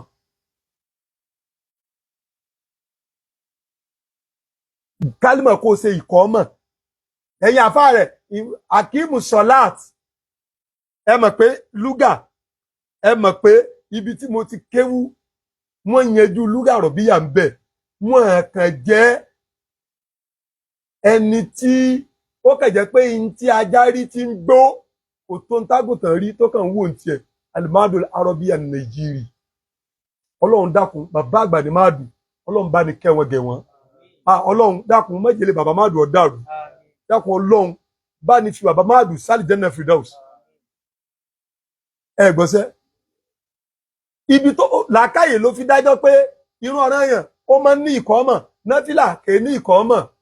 Nígbà tó ní òsí àdíìsì, àníbo ló ti rí bó ṣe ṣàlùwàlá tó fi ń fomi pa etí ẹ gbọ́sẹ́ tó fi ń fi omi sí mú alimadimado alistinshaq mú alimadimado àti alistinshaq àti masiwuli wudneni mú jáde nínú kùránì tí ẹ bá ṣe pé hadithi wá tú kùránì hadithi tó ń rubbish. Mr. Jamiu Adégúnwà ṣó o ti gbàgbé yìí pé ń bẹ́nu àwọn sàbí ànábì tí ó kírun ọ̀ràn èèyàn tán lẹ́yìn ànábì tí ó wàá lọ lé tí ó wàá lọ tún kírun fún àwọn ẹbí tiẹ̀ tànábì wá ní tàwọn ẹbí rẹ̀ wọ́n máa jọ̀ràn èèyàn tí wọ́n máa jẹ́ náfìlà torí pé wọ́n ti kírun ọ̀ràn èèyàn lẹ́yìn èmi tí mo jẹ́ ànábì. Yes, it is permitted in Islam. It's permissible. Now, ibi yẹn ni Mr. Jamiu Adégúnwà tún wá lọ bí tí ó yẹ kó lọ wá ní bẹ́ẹ̀ ni wọ́n máa sọ fún yín pé tẹ́ bá ti wọ socks tẹ́ bá fẹ́ sàlùwàlá ẹ má wulẹ̀ bọ socks ẹ kàn fomi rá ẹ bá dànù. Jamiu Adégúnwà ìdásù ilítà bímọ jà ilítà ṣẹ̀ṣẹ̀ mú wá wí down. Wọ́n ní ìdásù ilítà Mr. Jamiu Adégúnwà ọ̀rọ̀ ọmọ mọ̀ ní tí wọ́n bá ń bi ọ́ léèrè bímọ jà ilítà ìntọ́ ọmọ tí ò yí ọ. Mutasari ambijawabe. Wọ́n ní látàkùn mutasari ambijawabe má máa bẹ́ láti fèsì bó ṣe máa bẹ̀hùn. Al-ilmu baharun. Ìmọ̀ tá ń wí ibùdó ńláńlá ni. La nafada limahi. Ẹnìkan ẹnu rẹ̀ ọ̀gbà pé mo ti fojú dá kò sí bí ìṣẹ̀lẹ̀ wẹ̀ mo lè gbé bẹ́ẹ̀ mo lè gbé báyìí mọ̀.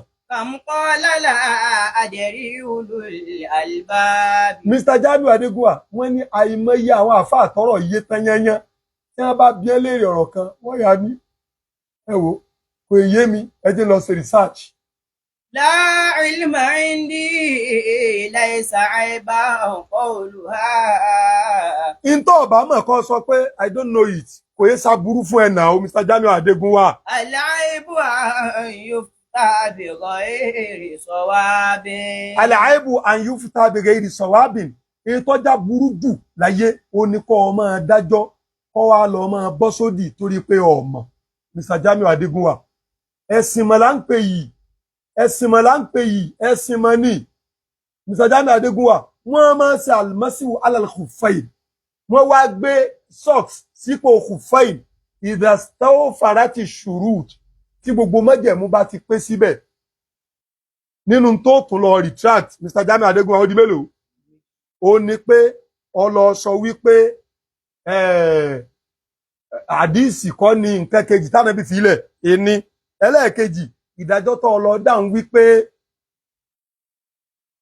tí wọ́n lè yọ ọ̀ràn ọ̀ràn yẹn nú nẹ́fìlà àbẹ́ lè yọ nẹ́fìlà nú ọ̀ràn ọ̀ràn yẹn ṣé wọ́n lè sàlọ̀ àlà kí wọ́n má yọ socks lẹ́yìn ìgbà tó bá ti pé gbogbo májẹ̀mú ṣáájú lọ retract ẹ̀ náà kódà bí ó jẹ́ irú retraction tó ṣe fún ìsọkúsọ tó sọ́npa ànẹ́bì náà lọ retract ẹ̀ kó o tún máa sọ wípé ànàbí ò ní mírèkù kankan ju kùránì nìkan lọ Mr. Jamiu Adégúnwà mírèkù kùránì gan tó ń sọ yìí do you know it? You did not. You don't know it.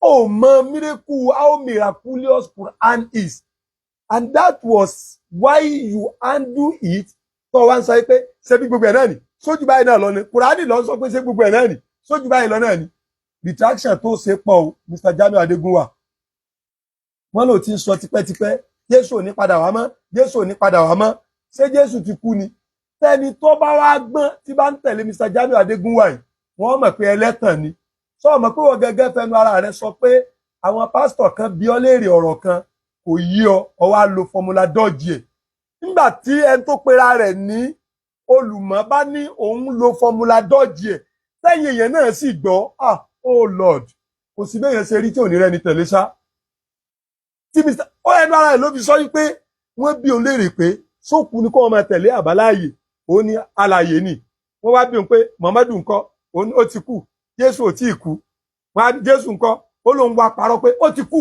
so ọmọ pé kò tí ì kú ọ parọ́ kó ti kú sẹ́ńtì ọ̀wà tí ì kú ọyá bó lọ́wọ́ á gbé sí tó sì jẹ́ wípé àlìjẹ́nà tọ́lọ́ńlá wọ̀ ẹnìkan ò ní í wọ̀ léè tí ọba ṣe gbére inú rẹ o àfi kọ́kọ́kọ́ kú Kùránì tó lọ gbàgbọ́ pé ní kúlù nafsin dá ìkọ́tùlì mọ́tì kò sí ní tí mí tí ò ní kú ìwọ náà sì gbà pé Jésù ò tí ì kú. So in tó dàrú mọ́ yín lójú ni pé ṣé tó bá padà dé ṣé yóò wá jẹ́ ànábì míì ni tọ́lọ́run sì ti ní ànábì ní ànábì ìgbẹ̀yìn. Mr. Jamiu Adégúnwà jẹ́ n wá ṣàlàyé fún ọ ń bẹ̀ o, jẹ́ n fún ọ ní instance kan bẹ̀ o. Téèyàn bá fẹ́ ìyàwó kan yìí ti wá bímọ méjì àbọ́mọ kan, ìjà wá ṣẹlẹ̀ lèèyàn bá kọ̀. Ní kíkọ̀ tó jẹ́ pé tọ́lọ́run bá yanjú ọ̀rọ̀ ó tún lè padà. Láàrin ìgbà téèyàn fi kọ́ òun èèyàn wá fẹ́ ìyàwó míì wọlé. Ṣé tí ètò ọlọ́tẹ́lẹ̀ tó bá dé padà ṣé ìyàwó tuntun ni? Ẹ sọ̀rọ̀ Mr. Jamiu Adégúnwà, ṣé ìyàwó tuntun ni? So Jesus Christ tó bá padà dé ń sìn kèé sànẹ́bì tuntun, kèé ṣe pé ẹ̀yin fẹ́ máa kọ́fà pé ànábì ó ní ìgbẹ̀yìn àwọn ànábì Ọlọ́run. Yes, he remains the seal of the prophet. Pé Jésù wá padà déhùn kò sọ Jésù di ànábì tuntun míì. Kò tí ì yé. Ọlọ́run dákun jẹ́ ó yé gbogbo wa o. Mr. Jamiu Adégúnwà lọ retract gbogbo tó kù. Gbogbo ẹ̀yin tí ẹ wá ń máa fún wa nímọ̀ràn yẹn, èmi ò kí ń bú yín o. Torí pé àbálẹ̀ yẹn lè kó dànù, èèyàn kì í kó alábàádànù. Ṣùgbọ́n mo ti ń sọ fún yín lásọtún sọ. I am defending my deed. I am defending my profession. Gbogbo ilé kéwú lágége wọ́n lọ́dún 9 àbọ̀dún 8, ní máàdù wọ́n lọ́dún 9 wọ́n fi ń kéwú, nílé kéwú tí wọ́n bí à ń lọ́dún 9, Darul Hadith lọ́dọ̀ Sheikh Ambiya wọ́n lọ́dún 9 àbọ̀dún 8, ní ilé ké bàbá wa ní Ìwó, ilé ké bàbá wa lẹ́dẹ̀, ilé ké Lẹ́jìgbò. Kí wá lẹ ní káwọn ọmọ ọlọ́mọ wọn máa lo ọdún 9 8 sí? Nígbà tí Mr. Jamiu Adégúnwà ti sọ pé kéwú ò nítumọ̀. Kò yé kéwú tó yẹ pé tá a bá ké tán tá a parí mọ́ríálà àtànàwíyà yẹn ó tún bẹ ní yunifásitì, kéwú tíjọba gan recognize. Department of Arabic and Islamic Studies ó wà University of Ibadan. Department of Arabic and Islamic Studies ó wà University of Ìlọrin. Gbogbo university ilẹ̀ Haúsá ó wà ní LASU, ó wà ní kílókọ university kejì tó wà lẹ́kọ̀ọ́ Unilag. Mr. Jamiu Adégúnwà, you reside in Lagos. So in tí department ẹ̀ wà tá a bá ké tán lọ́dọ̀ àwọn bàbá wa ń lé, tá a ké tán lé kéwú lé, tá a ké tán ní àwọn mọ̀dárísù wa, tá a jáde secondary level tó equivalent SSCE tìwé, a wà tún lọ ṣe jambu, a ṣe waeki, a ṣe Islamic study, a ṣe Arabic language pọ́nbélé. Waeki recognize here Arabic language, GCE recognize here, NECO recognize here, jambu recognize here, universities recognize here. Mr. Jamiu Adégúnwà, àwọn èèyàn ń parí degree in Arabic and Islamic studies or in Islamic studies nìkan àbí Arabic study nìkan, Arabic language nìkan. Àwọn èèyàn ń parí magister, masters in Islamic studies or Arabic language. Àwọn èèyàn gba PhD lórí Islamic studies tàbí Arabic language. Àwọn èèyàn di professor lórí Islamic studies tàbí Arabic language tàbí combination of Arabic and Islamic studies. Mr. Jamiu Adégúnwà, you are rubbishing kéwú. So nígbà tó wá rubbish kéwú tẹ́yìn táwọn yòókù wá ń wò tí wọn ò lè sọ̀rọ̀. Nígbà tẹ́mi sì mọ̀ pé nǹkan yìí ṣe ń tán lè rubbish, kí wá lórí tẹ́yìn èèyàn mú mi lọ́wọ́. Ṣé ẹ rí i pé mo yọgi tí àbọ̀ yọgi tì mí ni? He mentioned my name and he challenged me. Màá kó fún kọjá ìbéèrè rẹ̀. Mo ti promise ẹ̀. Ẹ gbọ́ sẹ́, bàbá wa tó jẹ́ olórí gbogbo jambu Nàìjíríà lónìí báyìí, Islamic studies, professor Islamic studies ni o. Àwọn professors. Àwọn tí wọ́n ń bínú certificate ńgbà kan, nígbà tó ti di pé àwọn ọmọ ẹ̀tẹ̀ náà tí wọ́n ń gba certificate wọn ò bínú rẹ̀ mọ́ báyìí. Ní wọ́n ń dò lẹ́nu kálukú kọ́ mọ̀ pàwọn èèyàn ní doctor, professor, ẹwà bùsí. so Mr. Jamiu Adégúnwà níparí wọ́n wá sọ àwọn nǹkan kan téyìn ó fi mọ̀ pé ó ṣẹ̀ṣẹ̀ wá ń jẹ́wọ́ bọ̀ báyìí ó ti jẹ́wọ́ ọ̀bùn wájà dáṣọrú ọ ó ní tó fi ń sọ ọ̀rọ̀ ní yánmọyànmọ ni pé ọmọ Èkó ni ọ́ ó ní sẹ́mu kọ́ ọmọ Èkó lòun tó bá yẹ pọ̀ ọ lọ kéwú ni ara ṣẹ́ ti kéwú ń ṣe nu àwọn èèyàn jọ́ ọmọ Èkó jù ọ lọ ṣùgbọ́n tí wọ́n ti kéwú wọn ò sọ yánmọyànmọ. He said it himself. I heard it last night.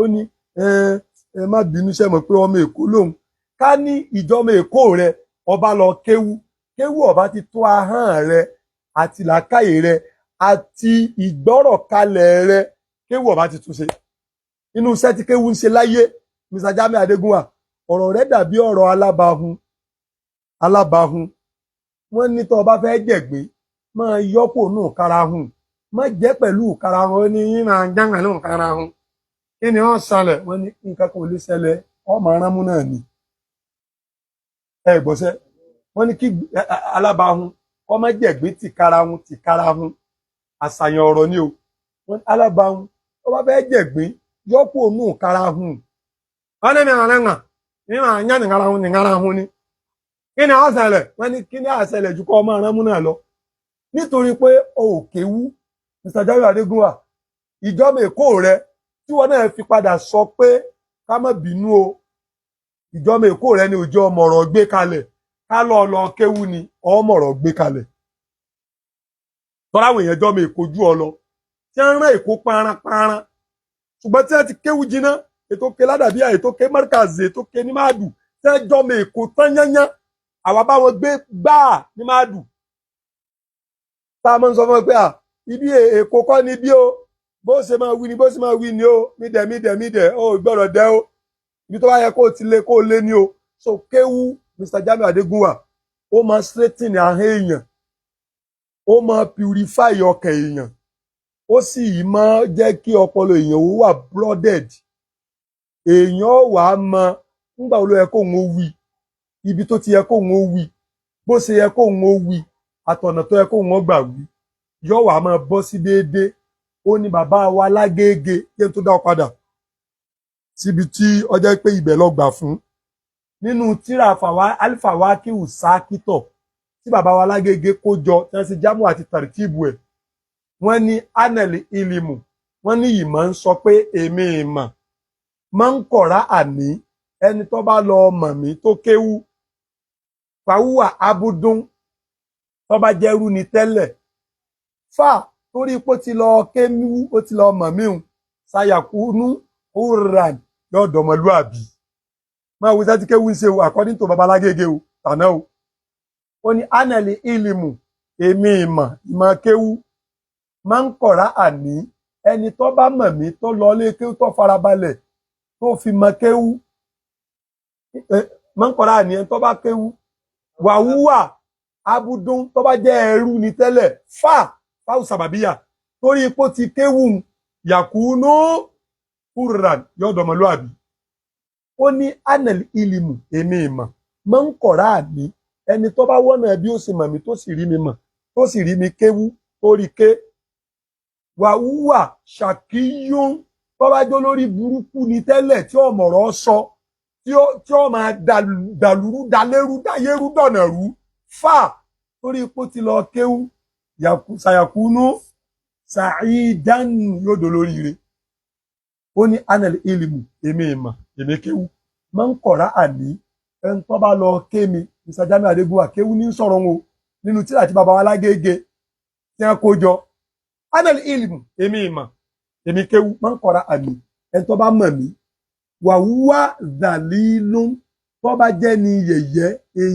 èèyàn yàn èèyàn ráhùnráhùn tẹ́lẹ̀ torí pé ó ti lọ kéwú ṣàyàkúnú azizan yóò sì di ẹni yìí so ẹnu ara rẹ ló fi sọ ní ìsìn ọ̀rọ̀ rẹ dàbí ọ̀rẹ́ tó lọ sọ́dọ̀ dókítà tó lọ kọ̀ǹpléyìn ní ti ń ṣe so dókítà wà mọ ní tí ó ṣe fún un nígbà tó ti lè fẹsẹ̀ rẹ̀ rinlẹ̀ fún ara rẹ wípé òèso ní kéwú tó ti ní kéwú ọ̀tọ̀ ìmọ̀ ìjìnlẹ̀ ọ̀tọ̀ ṣùgbọ́n tó lè lo ìmọ̀ ìjìnlẹ̀ yẹn láti pa ẹran ṣúná rẹ nílé rẹ àbẹ̀ràn márèèjì tó o bá fẹ́ lò kó dá màálù lágbálẹ̀ kó wá máa kún kò sẹ́ni tí ò lè kunràn á kàn bẹ̀ràn jẹ́ ni àfi pé lọ pé alápàtà wá torí pé alápàtà ló wà specialized nípa kíkunran wáyé pé kákan gé màálù ká máa gé kéékèèké ní ìsìlárí pa bẹ̀ràn jẹ́ tí ó sùn wáyé ṣùgbọ́n alápàtà tó bá ti mú báyìí àhúà yọ sábàyì yóò ra yọ egun wò yóò yọ ẹran sọ́tọ̀ àwọn ò lè ṣe bẹ́ẹ̀ ìmọ̀ ìjìnlẹ̀ rẹ Jamiu Adégúnwà ò lè lò ń bí ẹran ọ̀ ń pa alápàtà kan bọ́ pẹran ìmọ̀ ìjìnlẹ̀ rẹ ò lè lò kó o fi kọ́lé ara rẹ ò ń pe bíríkìlà ìmọ̀ ìjìnlẹ̀ rẹ ò lè lò bó o ṣe gbólẹ́nu tóun kọ́ ọ lọ rojọ́ ń kóòtù fún ara rẹ kọ́ ọmọ bí ọ̀bára rẹ ò ń lo lọ́ọ̀yà ọwá lọ́ọ̀mọ lòmọ̀ ìjìnlẹ̀ níbi ọ̀rọ̀ ẹ̀sìn tó mọ ẹ̀kọ́ rẹ̀ wallahi alábòsí ni ọ Ọlọ́run dákun bá a ṣàánú rẹ o ẹ̀yin èèyàn wa bó ṣe rí nu o ànábì wa ní ẹran alábòsí lọ́wọ́ ẹ̀sìn rẹ tí ẹ ṣàbòsí fún lọ́wọ́ ó wá níbò láṣẹ ran wọn lè wà ànábì àmọ́ bá a ṣe rẹ tí ẹ ṣàbòsí fún lọ́wọ́ á hẹ́pù ẹ̀ á bá gbẹ̀tọ́ ẹ̀ á gbé fún bóò ní ká ṣe máa ran alábòsí lọ́wọ́ ó ní ẹ̀jẹ̀ ọmọ pàbòsí lòun ṣe ẹ gbà lọ́wọ́ mú ẹ mọ̀jà alábòsí ó ṣe bó ṣe rí tán o bẹ́ẹ̀ bá ní ká alábòsí ó ṣe bó ṣe fẹ́ tán yóò dá wàhálà alẹ́ o tá a bá dúró ti Jamiu Adégúnwà lọ́rùn yóò sọ̀rọ̀ yẹn lọ yóò sì sọ gbé yóò wá ti kó fáírọ́ọ̀sì lẹ̀dà àwọn ọmọ tí a ti bí nínú Islam àbáwọn tá a bí tí wọn ò tí ì nímọ̀ àwọn náà wàá gbà pé àwọn nǹkan kan bẹ́ẹ̀ nu Kùránì tí ò yé ẹni tọ́lọ́run fi rán tí sànẹ́bì ọ̀rọ̀ burúkú ọ̀rọ̀ ránran ni o ó ti kó jẹ ọwọ́ abáláǹsì o ọ̀báláǹsì o àgbà ṣùgbọ́n kó gbogbo yòókù jẹ́ o subhana rabbika rabbil izzati amma yasifun wa salamun alal mursalin walhamdulillahi rabbil